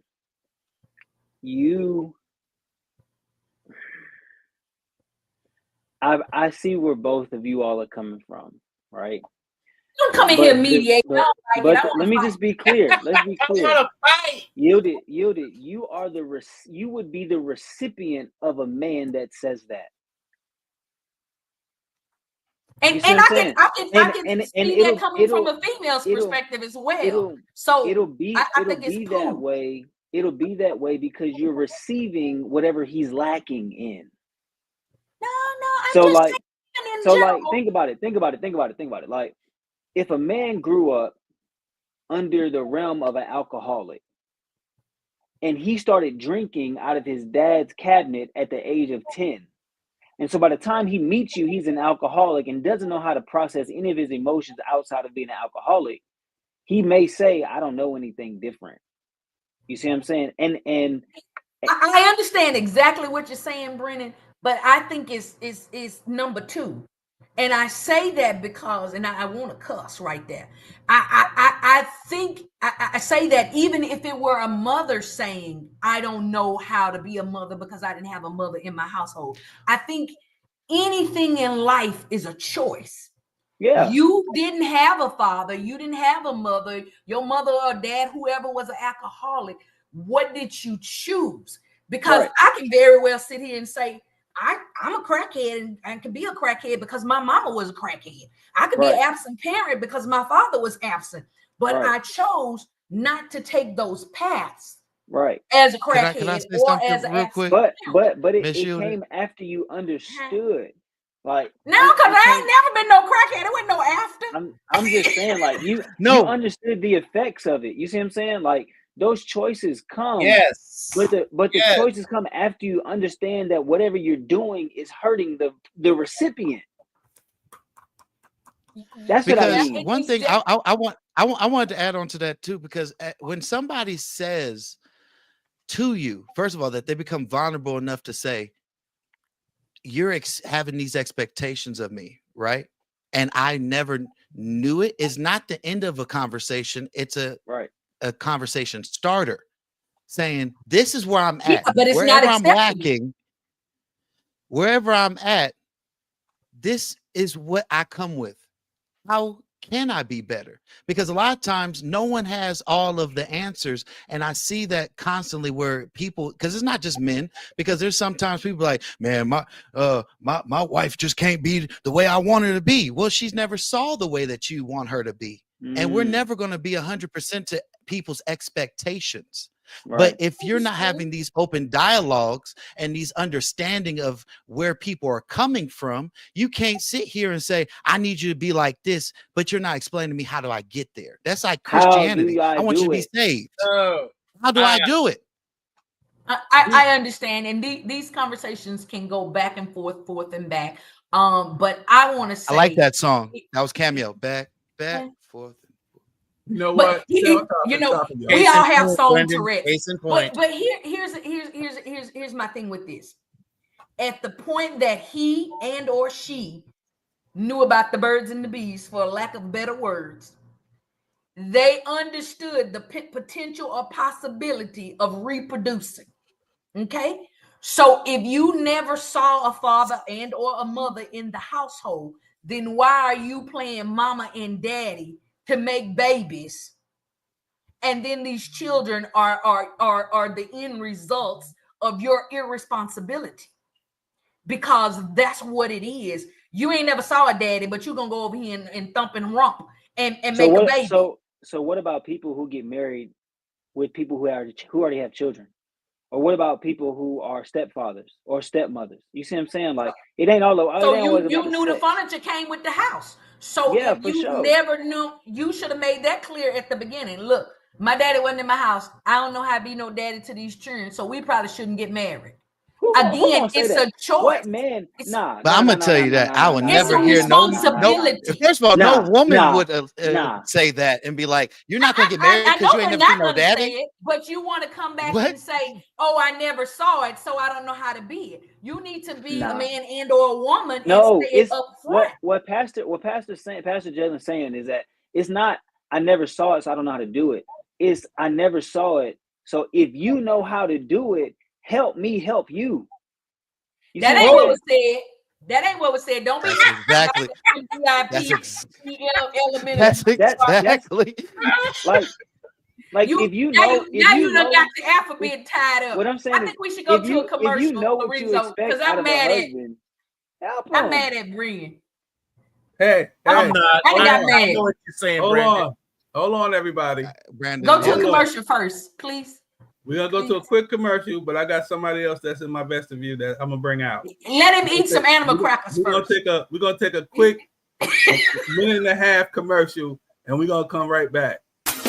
The Gospel Sounds Music Awards is coming to Birmingham, Alabama, Friday, August 22nd, 2025. Hosted by Sir Every Drake and Yielded. Featuring the New Hope Mass Choir, Brian Woods, and the Voices of Victory, Billis Wong, Keenan Coleman, B.J. Williams, and Shabak. Terrence Gamble, and the Living Testimony community singers, Michael Lee and Ron Summers, and many more.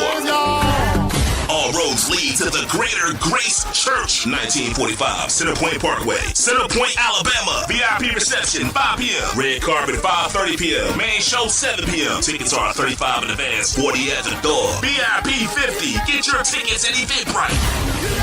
The Gospel Sounds Music Awards. Don't you dare miss it.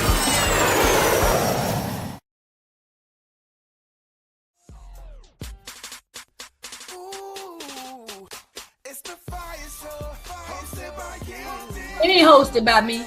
They over here tearing me up. Where y'all been? It's already 6 o'clock, and these men folk with all this testosterone over here making me feel like a girl.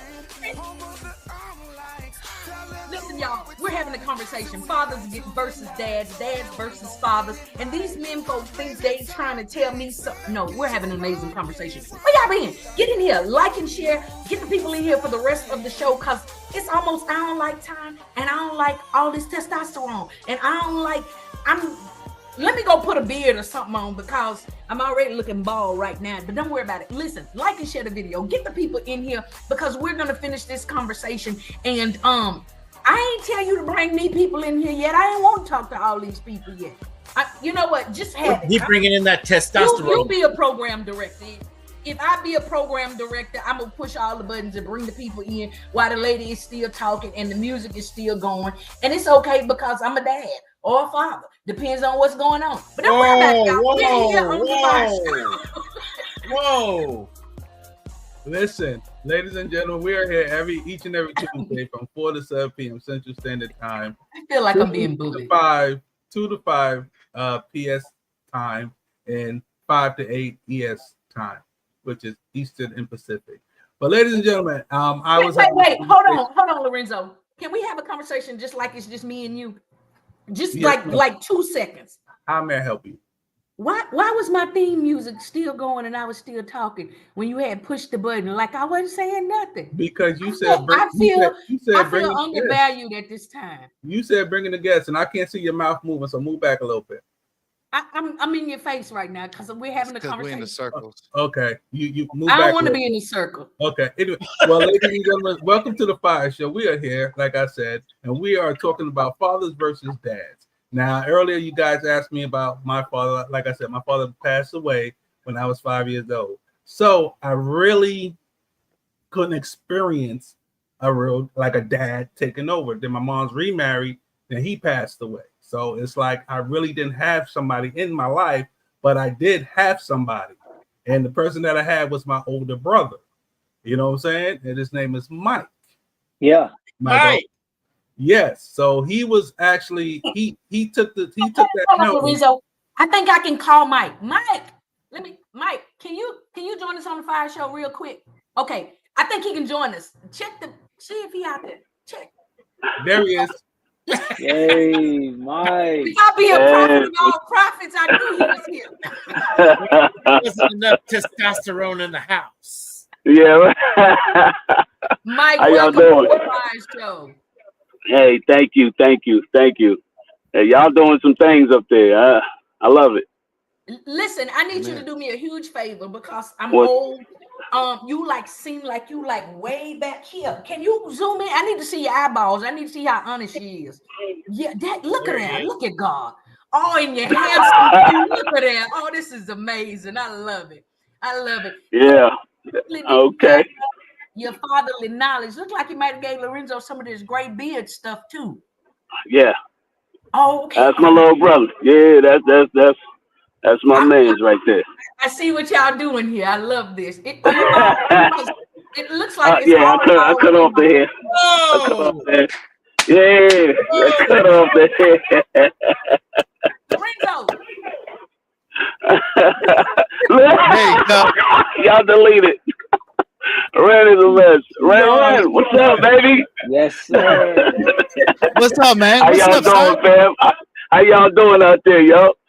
Man, we good, man. Let me introduce everybody. This is my brother, aka / like the bonus dad that we had when we was growing up. My mom's had 7 kids, and we actually are a very tight knit group. We only had each other as we were growing up. And I hear everybody, you guys talking about your dad. You had ups and downs. I didn't experience all them things, so earlier I kind of got a little emotional because I started thinking about it, and then I was like, where'd that come from? So I had to just check out for a second.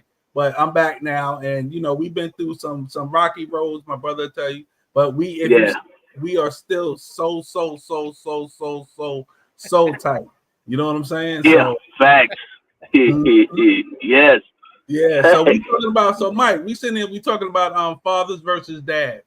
We're not talking about a father versus a dad. What we talking about is the stigma that they put on the word dad or the word father. So what it is that.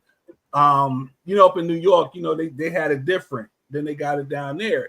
Down there, they were saying dads are the more personable ones, but up here in New York, they switched it around, talking about the fathers are the more personable ones. But like I said, I'm both. I'm personal. I'm financial. I'm there. So I'm a father and a dad. But some people put that little negative twist on it. You know what I'm saying? So, but I need you to just give your input of what a dad is. Basically, you just say what you did. Go ahead. Okay. Basically, it's simple. It's simple. What a dad is, the reason why that's an issue with, especially from a lot of women, is because it's my baby daddy. There's no real men that, so it's just a baby daddy effect. And then you got the father. That's my father. Like, he does everything for me, and so that's how they level that up. But when we have kids that we have, it's a lot different. Like, you can be the dad, you can be the father. Depends on how your child views you, So that's one of the things I love. I just love being that on both, because I'm both. I'm the fun dad. Now I can be a father, stern, a little strict, and that's it. So that's it. Like Nisha said, Nisha here, she said, like I said, I come from it who didn't see it yet, became the most amazing fathers and dads, because like Yildiz said, they made a choice. Yep. That's right, Nisha. You better give me some estrogen from the choir stand. I'm sick of this men stuff in here.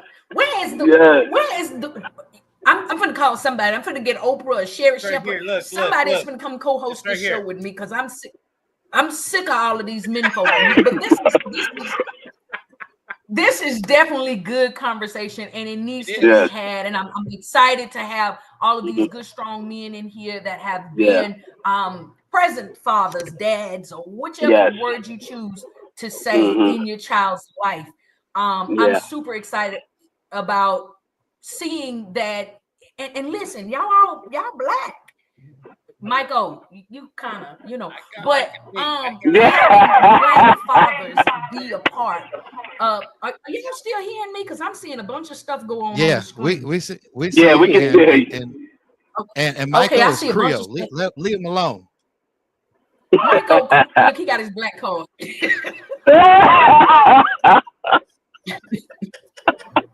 Mike, that's your EBT card. Put that up. That's your EBT card. Oh my God. Yo, what's So I'm super excited about having this conversation and being able to have this conversation from a male standpoint, because at the end of the day, sometimes when we as women begin to have these conversations, it go to a little bit of bashing, and it goes to a little bit of deadbeat, and it goes to a little bit of all of this that takes away from the focus of what we really desire for it to be. And so look, Nisha wants you to put that card up there so she can zoom in on that number.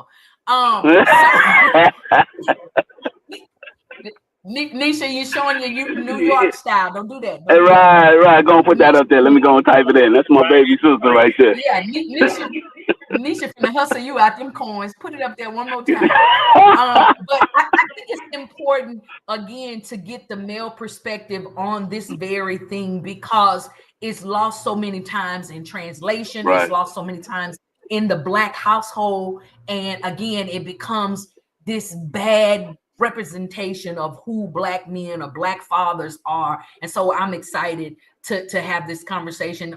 Thank you, Mike, for coming in. Definitely, that was a surprise.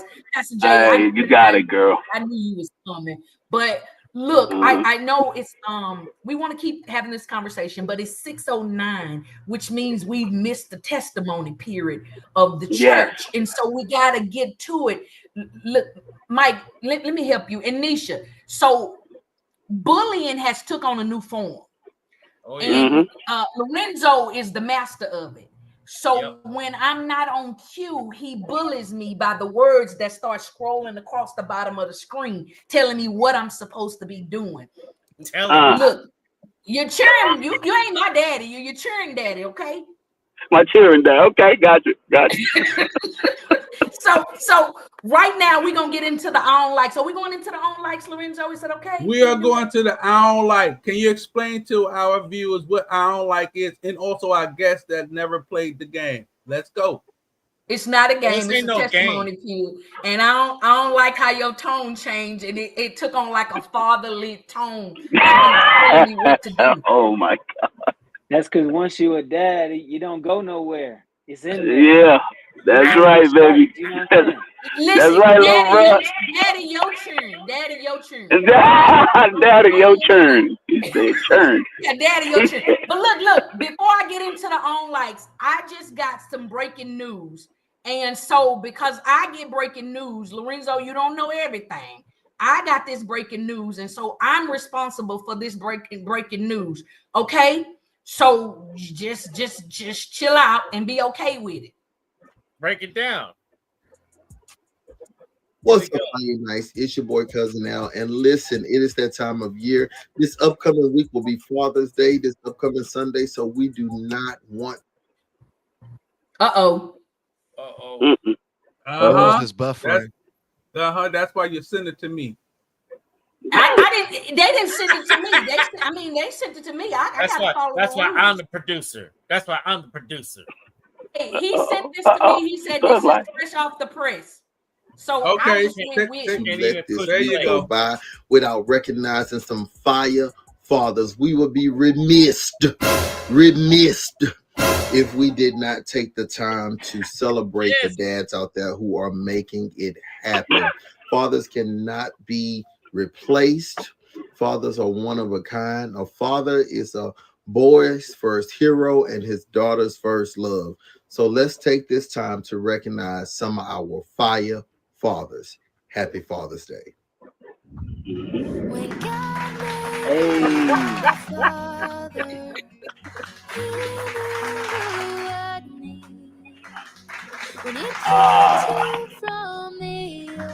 Wow.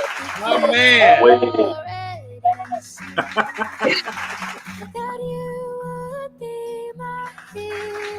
Wow.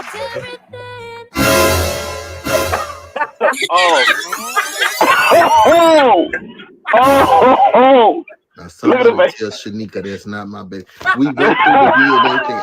3 boxes say that's not my baby, so it's only a 97% chance that that's my child. The child don't look nothing like me, so I don't know why y'all want to play in my face. Happy Father's Day. Allegedly. Allegedly. What in the world? Oh, no. Breathe. Lord. Love it. Yeah. Alleged. So well. It was going so I don't like that we got breaking news right before the I don't like. So for those of you that are first time viewers, watchers, or even visitors to the Fire Show, this is a church. I know it don't look like your typical church. We don't need a pastor because everybody can know he got up and he coming back and all that good stuff. So what we do here is testimony period. So our testimony period is a little bit different than your traditional church. So here on the Fire Show, at the Fire Church, you are simply allowed to say what your pet peeve is, what gets on your nerves. You can get all of that stuff out right here on the Fire Show. But the only a caveat to it. You don't have to kneel down, Brennan. You say you're going, old school church. You don't have to kneel on the moaning bench. You don't have to sing a hymn. You don't have to do any of that before you testify. You just simply say, I don't like. Okay, so I'm gonna give an example, and this is gonna be a good one. Tell them how to say it again. Tell them how to say it again. I don't like. One more time. I don't like. And you gotta say it like that because we like the word so much that we bought it and we trademarked it, so it belongs to the FIYAH Church. Okay, and so when you testify, you gotta say I don't like. And I know none of you would be guilty of this, so this is gonna be my example. I don't like when brother come up to me and want to holler at me. He smell good. He look good. I mean, he dressed to the nine. But for some reason or another, around the perimeter of his head looks like the murder scene at First 48. He got this chalk round through him. I don't know what that is. I'm done. And then some of them go as far as to go to the barber, and I guess the barber is Picasso or Leonardo or some sort of artist, and he takes paint and spray round through here and draw. I don't like that. I don't like that. And yeah, I think it's getting ridiculous because now they're putting it in the beards and carrying on. They're drawing, trapezoids right around through here, and I don't like that. I mean, bro, you was fine and you was looking good till you got close and I saw your artwork. I don't like that. I don't like that. You know what? And while y'all thinking about y'all, we got my boy RJ. RJ, what's going on? He said, I don't like that a rapper got a BET Gospel Award. I didn't even see that. That's the one who say we go together. Ain't that the girl? Oh, Glorilla? Yeah, Glow got it. Oh my God! Her BET Gospel Award. Glow? Yeah. Gloria Hallelujah Jones? Okay. Glorilla? Yeah. Glow is short for glory. I know. That's her name. Gloria. Like Glory Hallelujah. Not Glory. No. Or Glow somewhere and sit down. Glow somewhere sit down. We got another I don't like it from Nisha Nicole. She said, I don't like that y'all don't acknowledge all my comments. Oh, she coming at you. I know. This is a shot fired. This is a shot fired that yielded. I don't like that I ain't been a guest yet. So the way your text responses are, like I text you on Monday and you hit me back like Tuesday of the next week. This probably, yeah. I love you, Nisha. I'm finna text you right now. We're gonna get you on. But she coming hard. She said, I don't like that I'm ready to eat dinner, but my husband is still on the show. I like being hungry. Let me respond to two of those. So Brandon, who contacted you to be on the show? Lorenzo. Oh, okay. Brandon, who tells you when to leave the show? Nobody. I don't know who tells me when. You do. No. Don't put it all on me. You do. So Nisha, it's the Nisha, the ball dude. It's the Ball brothers. The Ball brothers. Yeah, right. Guest for the show.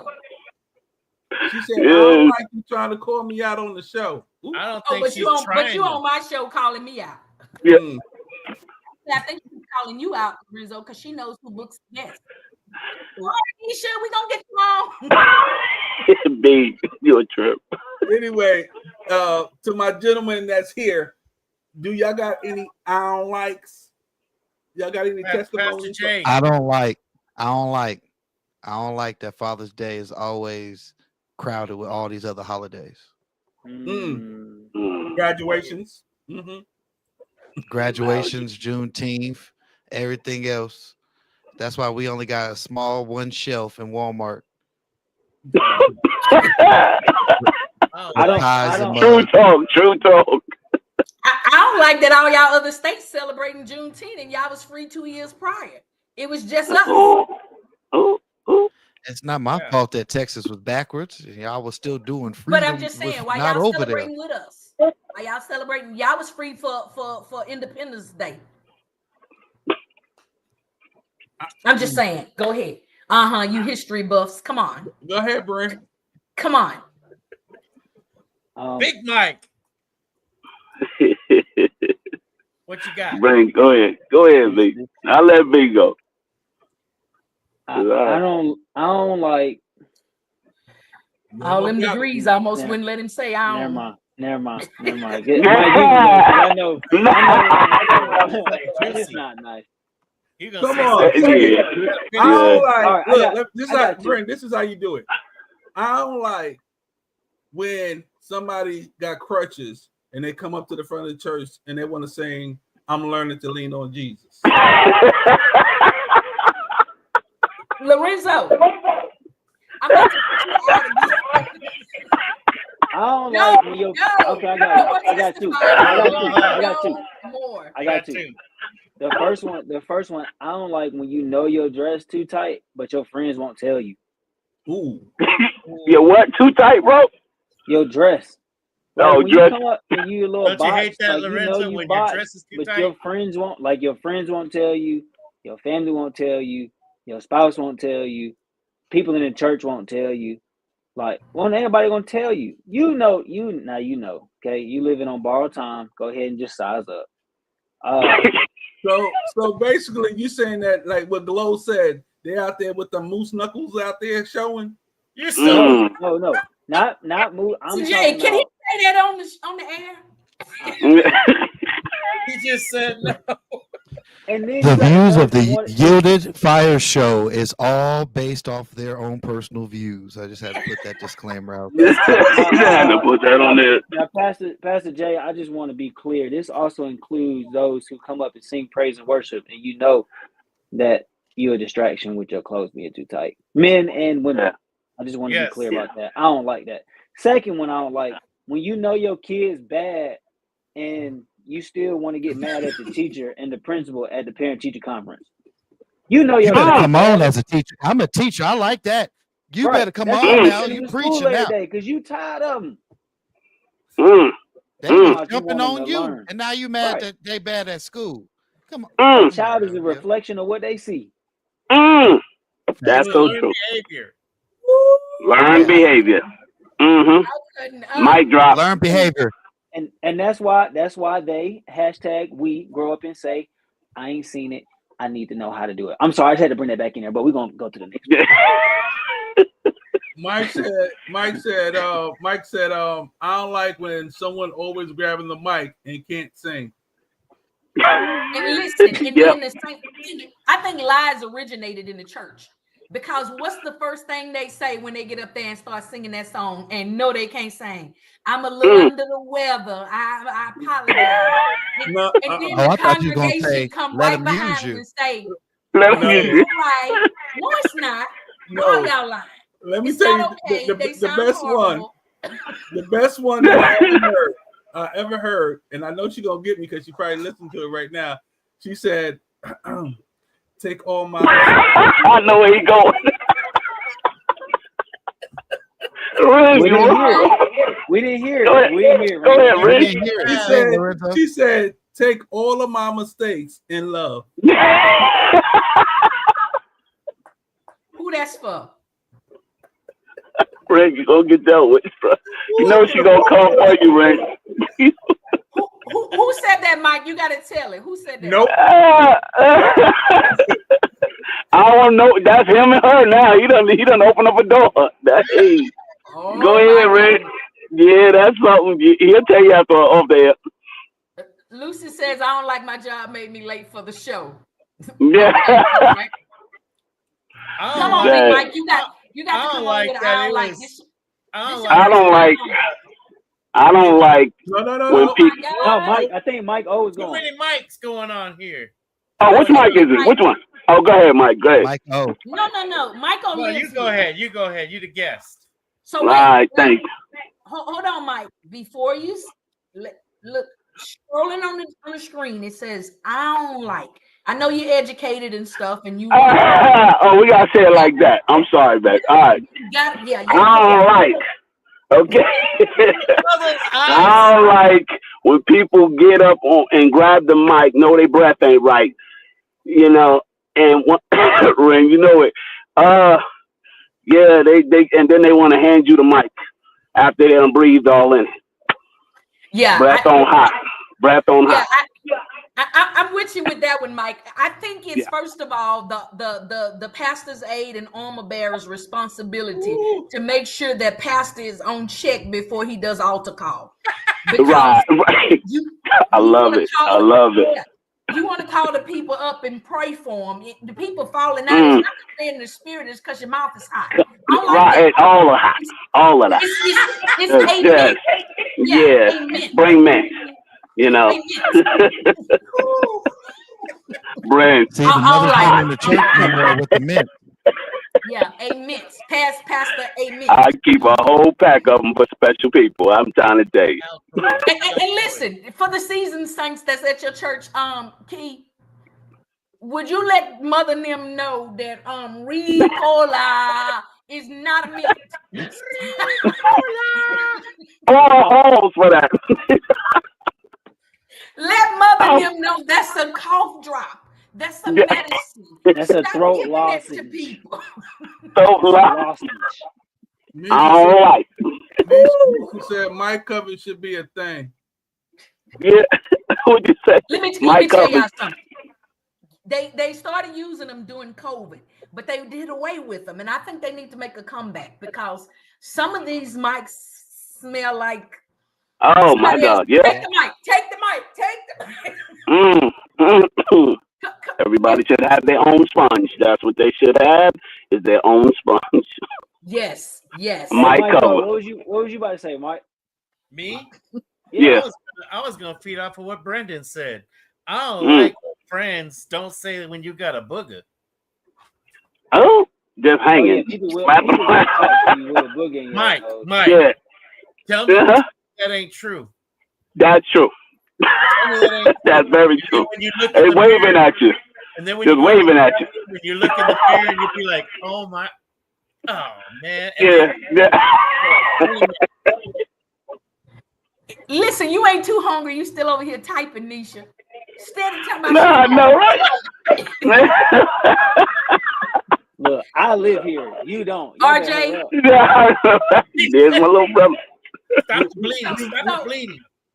Mr. Key, you already told us don't nobody tell you when to leave. So I mean, I'm just trying to let you know. I live here. You don't. I'm coming. I live here. You don't.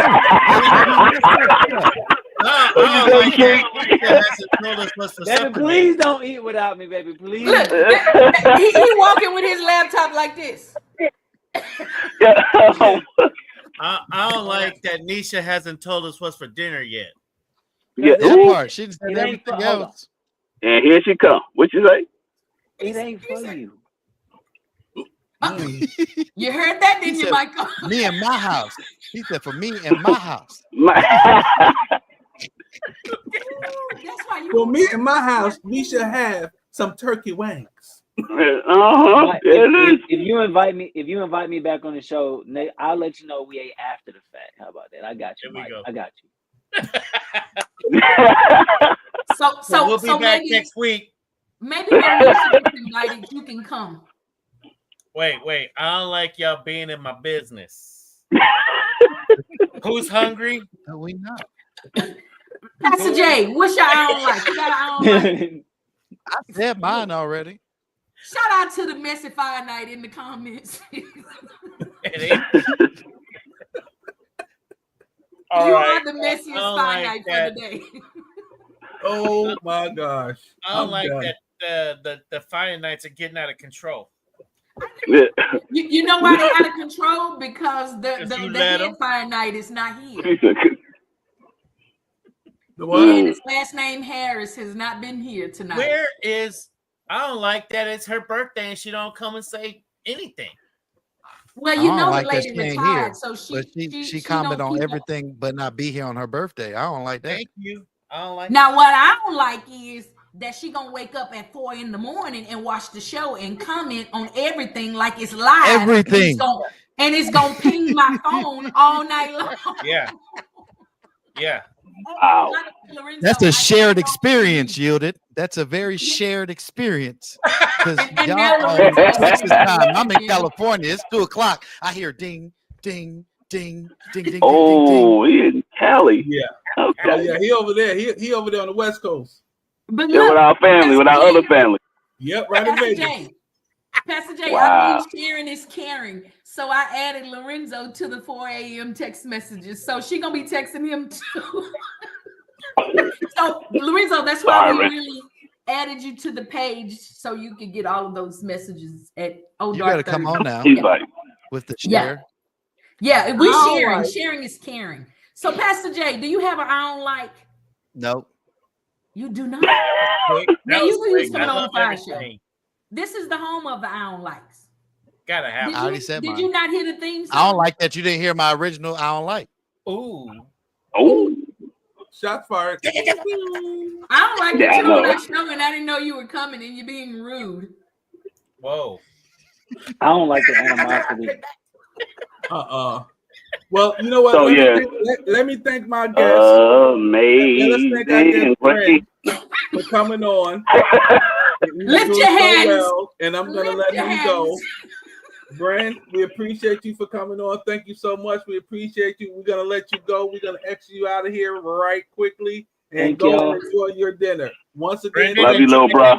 It was a pleasure meeting you. Bon voyage. Have a great time, brother. That boy got to go or he ain't going to get to eat. I'm letting him go because I'm like, you know your baby too. I'm going to close this kitchen and you're going to be hungry. Mm-hmm. So listen, y'all, this has been an amazing look. He's to my food time. He's still over here commenting in the private. Right. It has been an amazing discussion by fathers and dads. I really want to give a last round to each of you. Michael, you're last, okay? I don't want you to start first. To each of you fathers, a word of encouragement, word of inspiration, a last thought, whatever it is that you would want to share with the father, with aspiring father, or mama who thinks she a father, or an alleged father, as Cousin Al. You know, just what? Yeah, come on, share. Mike, we're gonna let you take the lead. Is that all right? Not Mike O, Big Mike. Big Mike. Okay, yeah. Yeah, Big Mike. All right, all right. Take the lead. Come on. Okay. Well, hey, to all the fathers out there, you just take time and remember to breathe as a father. You carry a lot of weight, you know. So that part right there, I just want to. What are they doing? Get off the screen. Who's on the screen? You know we could see you. We could see you. Go eat dinner. Oh my God. He said, "Let him back in." Yeah, he's like, "Yo, I want to come back home. I want to come." I'm just kidding. Nasty. Yeah. Hey, everybody. Welcome back. Welcome. Oh, back but that was quick food, bro. Welcome back to the Fire Show. It's your boy, Brendan Key. We back live and direct. I just want to say that I did not get a chance to eat dinner yet, but as we close this series here on Fathers versus Dads, the men that are, I love you too. The men that are going to be giving some words, they're going to give some final words tonight. Just say something. Say something. Just say something. So, amen. Hallelujah. Father God, we ask you to come here today and watch over all the fathers as their mental health, their physical, and that their relationships are mended. In Jesus' name, amen. Amen. Amen. Enjoy them ramen noodles. Yeah. Y'all be blessed. Why it look like your chair outside, Brendan? Are you outside? No, I am nowhere near outside. That's why. Is that a doghouse? That's why Ren was like, "What are you doing?" Well, hey, doghouse behind you? That's a nice doghouse. He said, "I ain't got put outside. I may as well go ahead and come back on." Nisha, at least get a man some peanut butter and jelly. I'm done. Amen. Two slices, not one bread. You just hold it in half. Yeah, 2 breads. 2 breads. Everybody say. Look at in the mic, nigga. Lorenzo, do you have any final remarks or closing words to fathers? Oh my gosh. I don't like that you trying to close the show 27 minutes prior. No, I'm not closing the show. I just know. Well, I knew that Key had to go, or else he was gonna lose weight. I don't know how long Big Mike is gonna be on here. I just wanted to. So I really thought that y'all were gonna have some long-winded final thoughts, and very short. I got long-winded thoughts. And this miss went here the whole show. This is the only thing he didn't got from the show. It ain't. RJ, all this good talking we've been doing, and all you remember is that Nisha said, that Ben said, it ain't for you. That's all these good nuggets these men done drop. And that's all he got. Yeah. RJ, that was the sermon title. Y'all pray for RJ. Well, my final thought for the men and for the fathers, the soon-to-be fathers, the wanna-be fathers, the bonus dads, everybody that actually take responsibility to raise somebody. Like you can even be a counselor and take it. You could be somebody that just taking a helm to just raise somebody. You can raise somebody else's child. You can raise the neighborhood children. You can do whatever you have to do. Just take it and do the best that you can. We are not perfect. No one's perfect in eyesight right down here, but do the best that you can and be the best person that you can. And then that will show to be the best father and dad that you can. We don't have a blueprint of what a best dad is, but if your children look at you and say, Dad, I love you, and you're doing a wonderful job, that's all that counts. Because my kids asked me what I wanted for Father's Day. I said, I'm very practical, even though they're not. But I'm very practical. I was like, yo, I don't care what it is. I just spend some time. Let's go to the park. I ain't like my big brother. I ain't gonna tell him go give me some red bottom shoes or nothing like that. But bro, don't throw me on blast like that. Oh, I'm sorry. I didn't tell him that. Gucci belt or something like that. That's Antoine. His kids are older than mine. They got good jobs. So. Hey, I'm telling you, these kids pay taxes. I know, right? So did you get the red bottoms or no? He got them. Yeah, I got a few pair. Yeah. Yeah. Boy, you gonna kill him in church next week, huh? Hey, I'm gonna do it with the spikes and all. Just moving good. That's a blessing. It is. I got some blessings. Who else got final words? Michael. I got me. My final words are look, I got a lot out of today's show. My advice to all fathers or the whole list, the allegeds, the steps, is one of the things I've done growing up to become a man is to recognize all of the faults I've seen in my life and experienced in my life as a kid. And now that I have my children who are now grown, happy graduation, tiny man, but who is 6 feet tall and probably 300 pounds. 6'3". But biggest tiny man I ever seen.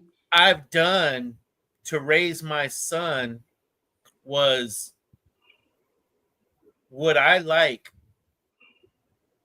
the way this person is raising me as him?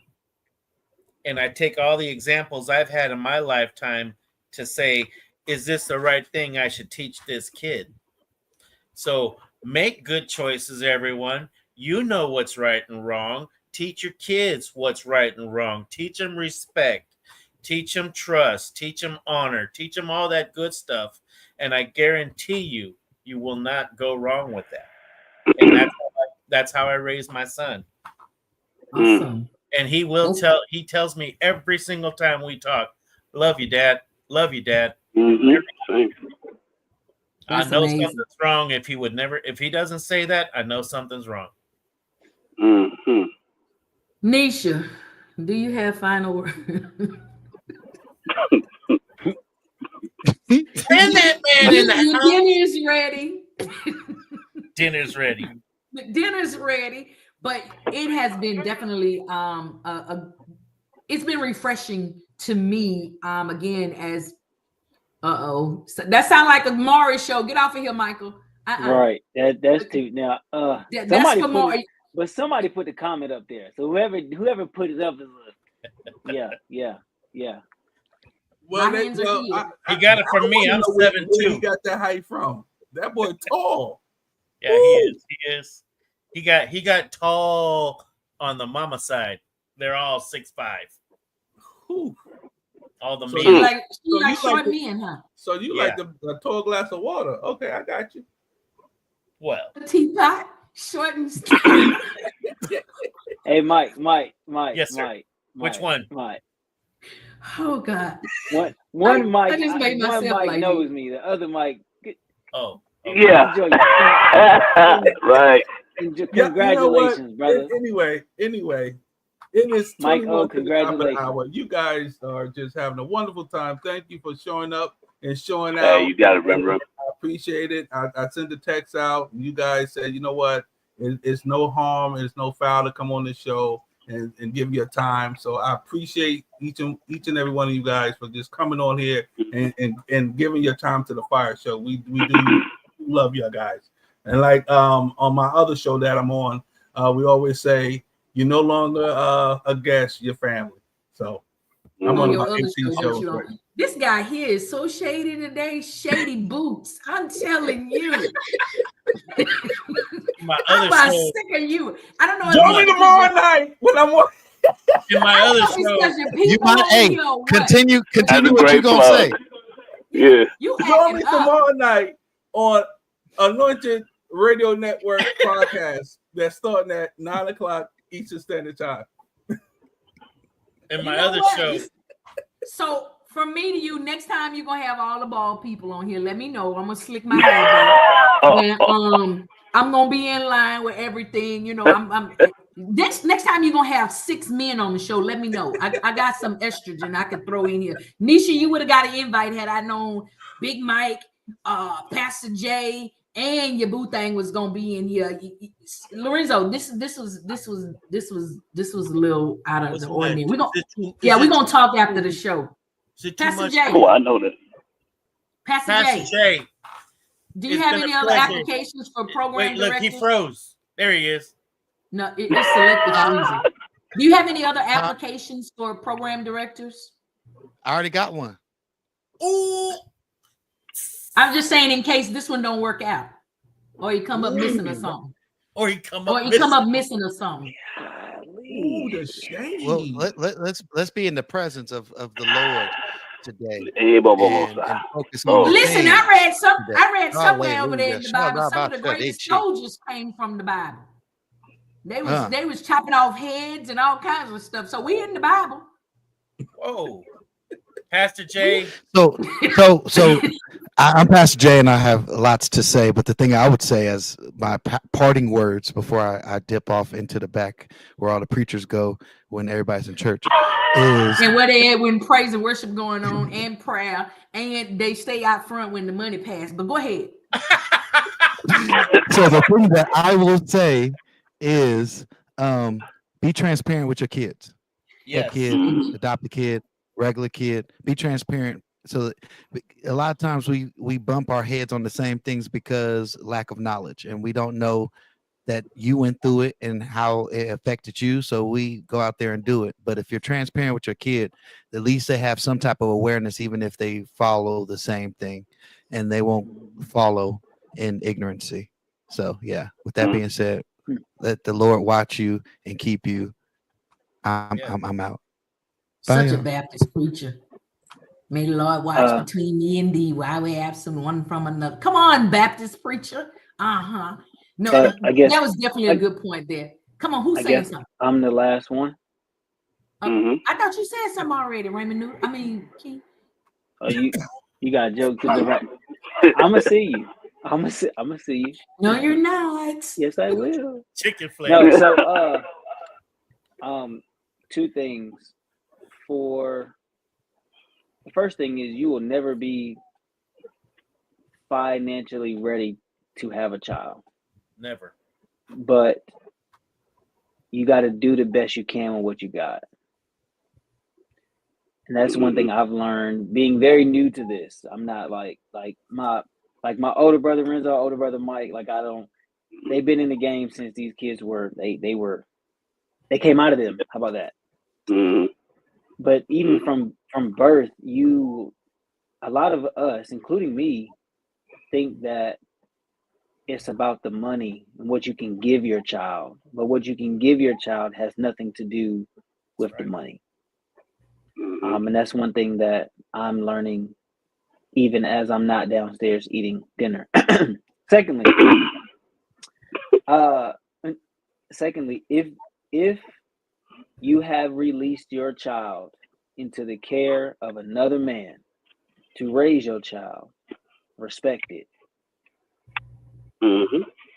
If you didn't stay to raise your child and another man has decided to step up and raise your child, respect it. Don't create problems for the mother. Don't create problems for the man who decided to step up and raise your child. Yep. Because you made the choice not to be where you are. And that's a choice between the mother and the father, whatever it may be. But you still love your child, but just respect the position that and be grateful that another man decided to step up, right, and not leave not leave that child astray. Mm-hmm. Wow. All right. That was powerful. I'm glad you missed dinner for that. God bless.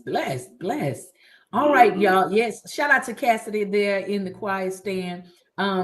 Man, this has been an amazing show, probably one of the best ones of 2025. We had all of these men on here, these fathers, these dads, these men who have taken the responsibility serious and are living a life that is exemplary in front of these young people so that they're not able to go out with this same line, I never saw this in the house, so I don't know how to do it, which again, I still think is number 2.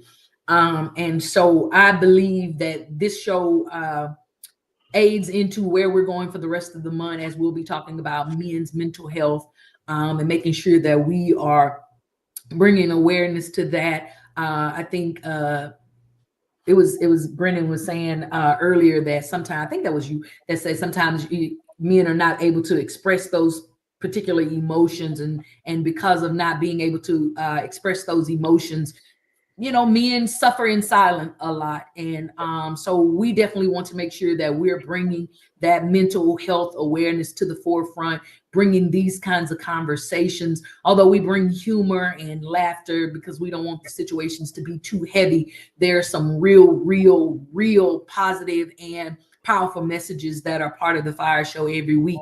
Now I feel like I'm about to cry. I don't be crying. I sure ain't crying with all these men on here. I'm strong. She gonna cry. And so I ain't.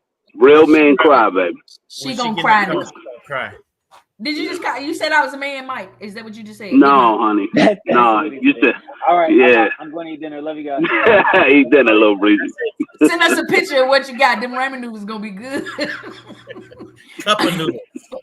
But no, I think it's important, seriously, to be able to allow men to come on platforms like this and express these kinds of things and share these kinds of conversations. So, what you got, Lorenzo?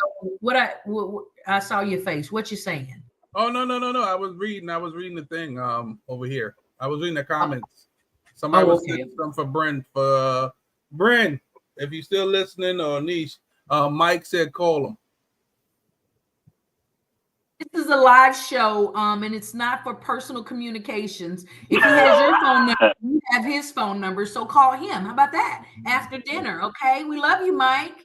I'm telling you, the people. Where the nerve? These people from? Leave our fire nights. Leave our fire nights alone. He don't be telling Tyler Perry, call me. See, it's the disrespect. Mike, meet me in the chat. Hey, look. She said, I bet. Why is she still here? She was so hungry. Anisha, go eat. Listen, Ren is gone. Let them stay right there. Let them while they on their phones while they eating.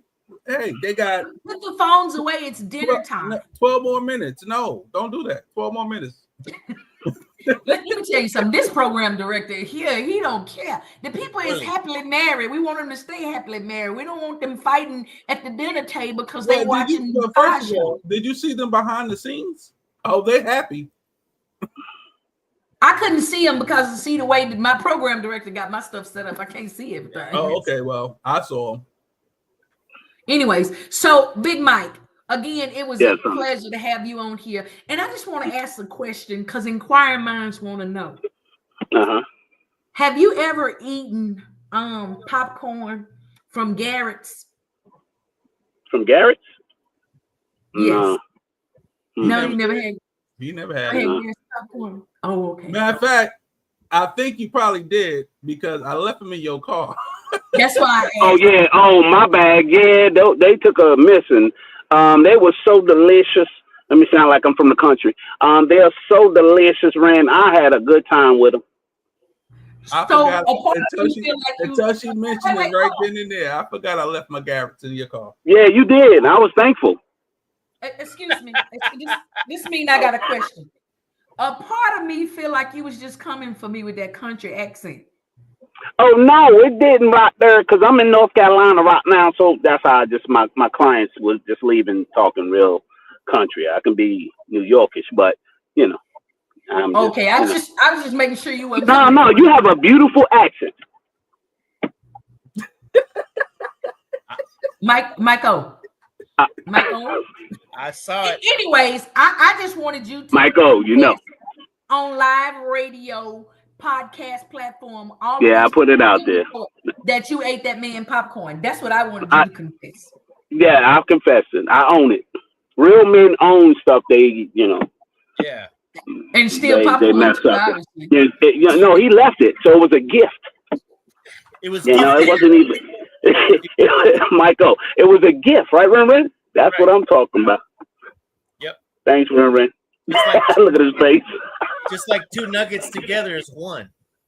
Right. Come on, man. Come on. So I think we should probably just end the show. Who cares about the last 10 minutes? It's done. Yeah. I gotta go eat. Hold on. Hold on. Because we speaking about popcorn, and before you guys get out of here, I just gotta put something up real quick because tomorrow it starts a sale. So a sale is gonna be starting tomorrow, and I just want. I already know what he's getting ready to play. I just want you guys to know. Listen, go support your guy, me, Lorenzo. Go support me. It's only for what 4 days, I believe it is. It's what's it called? That popcorn, double good popcorn. It is really good popcorn. I'm done. Go order some popcorn. It be delivered directly to your house. It's only a 4-day sale, and all my fire nights. Go ahead. I'm gonna send it to our it's gonna be on whatever Facebook page. It's gonna be on our different pages. So go, please. Purchase some popcorn. I appreciate you guys. I love you. The sale is starting tomorrow at 5 p.m. I promise y'all I'm not part of this. I had no idea. Look at the names of the money. Listen, we raising money for the shirts. Look at that nice, handsome young man with them shades on. That picture is to die for real. So y'all go raising money for what? Young man, because this young man is supporting you guys for coming up here and taking all this abuse from the host and the co-host. So, I love you guys. Thank you. God bless you. Good night. Did you see the names of those popcorns? Put that back up. You ain't see it? Yeah. You better believe. You better believe. Sergeant Ray, send me a text. You got to text me that, bro. I'll text you, man. Holla, Peno. Better. Lorenzo, what money is you raising shirts? I mean, what shirts? What are we talking about here? I'm raising money. It's a fundraiser for the church. Oh, I thought it was for me. You thought you was getting some more red bottoms, huh? That's it. You heard me? He said you was a step up dad, so he needed to let you. Right, proceeds. Thank you, Michael. Those are called proceeds. Administrative. Hey, I love it. Yeah. RJ, yes, it's for the church. We're doing the fundraiser for the church. So yes, please, sir, If you wish to, can you purchase some popcorn? Thank you. I appreciate you, my brother. I promise I knew nothing of that when I mentioned the Garrett's popcorn. I just thought about Mike and your popcorn. Honestly, I forgot all about it. I forgot all about it until you said popcorn. And I said, "Oh yeah, I forgot. We're doing a popcorn sale." He said, "Watch me going to business school for my sale." This is amazing. His marketing is real. So Mike, I have to know, Big Mike, not Mike. Okay. Big Mike, I have to know when he said that man a Boy Scout. Block RJ. Block him, put him out. He's got to be in bot mode. Block him. So Big Mike, seriously, when are you coming as an official guest on the Fire Show? In about a month, I can do that. I don't know when exactly, but just give me about a couple things in the works. Yeah. So when the producer puts you on, huh? When the producer schedules you, yeah. Thank Michael. And that goes for Nisha and everybody else that wants to be on the show. So that I don't have, that's not me. If you ain't on the show, don't be mad at me. Be mad at the bald guy with the beard. That one up in the blue shirt. Not because, Mike, you bald. You got a blue shirt on too. Yeah, I've got the hat on though. You know, this shirt is gray. That's who mine? No, it's blue, honey. Oh, I'm colorblind and blind, so don't worry about it. Oh, Michael, what color is your shirt, Michael? Purple. Oh, it look blue. Okay. Thanks, Michael. You colorblind?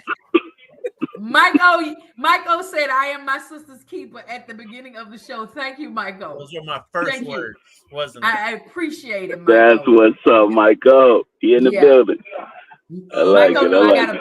He know I got a button too. I can push everybody out of here. Yeah. But listen, y'all, like you did before. 6:55. Look at her face. Oh, that was just the expression was real. The expression. I'm sorry. Go ahead, Miss Yielded. I'm sorry. She giving you the look too, but You're the one that tell all the family business. So, Mike, what happened was I was out of town because somebody booked me for an engagement during my show. And I tried to jump on the show while I was outside of the TV station.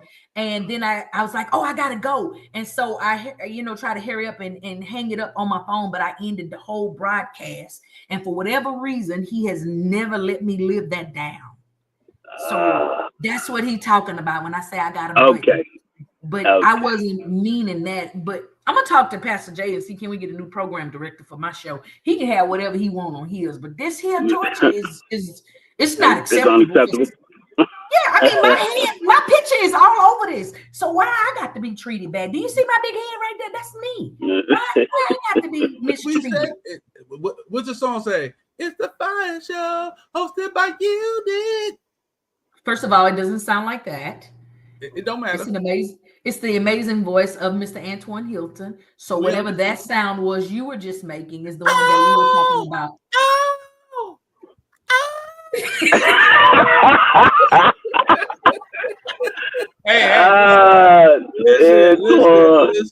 Listen. That's the falsest I ever heard. Listen. Michael, RJ said he got a question. He said, I think Mike over there contemplating if he want to go bald or not. I bet you he's not. Oh my God! What in the flying? Mike gonna be like Stevie Wonder. His hairline gonna be way back here, and he's still gonna be No, Sherman Hemsley. Well, listen. On that note, we moving on up out of here, and we're yes. I appreciate y'all, man. Thank you so much, Mike, for joining us, Mike. Big Mike. I appreciate it. Yes. Now I'm about to hang up off of here and I'm about to dial some numbers and see why the likes of Ma wasn't on this here show today. I feel some type of way. She's on. Who? She ain't said nothing all night. She's on. My mama? She's on YouTube on the big TV. I forgot I'm on this hotel. I can't be talking that loud. Gotcha. Screaming loud. You're gonna put me out of here. Okay, hey, I love all y'all Fire Nights out there. I'll see y'all next week. Lorenzo, put me out, bro. Love Later. you guys. Ain't got no food. Where you Love you, going? Michael. Ain't nobody cooking him nothing. Where he going? Listen, y'all, we're gonna turn you loose. Something the devil is never gonna do. So at the end of the day, we pray and hope that something was said that will enlighten someone on their way. We had fun talking about it, but again, some serious nuggets were dropped. Thank y'all so much for tuning into the Fire Show. We're here every Tuesday, 4 to 7 p.m. Central Standard Time. Go ahead and make sure you tune in, chime in, let us know how you feel, and don't forget to tell us what you don't like. Okay, we're gonna get up and get out of here. We're gonna turn Michael loose because you know he's seasoned and it's his bedtime. We're gonna let Lorenzo go lie down because it's his bedtime as well. So good night to all the seniors. Good night to all the saints. We love y'all. 5 nights. Y'all are amazing, and we can't do this without y'all. We'll see you next week. It's your girl Yielded. We up and out. Love y'all. Bye. Yeah, I tell you, the get back is crazy. Old people. Old people. Ooh, it's the Fire Show, hosted by Yielded. Turn up the radio if you feel it. We gon' talk, we gon' laugh and hear music. Whatever you gon' need for your amusement. Home of the armor lights, telling the world we're tight. Tune in on Tuesday nights.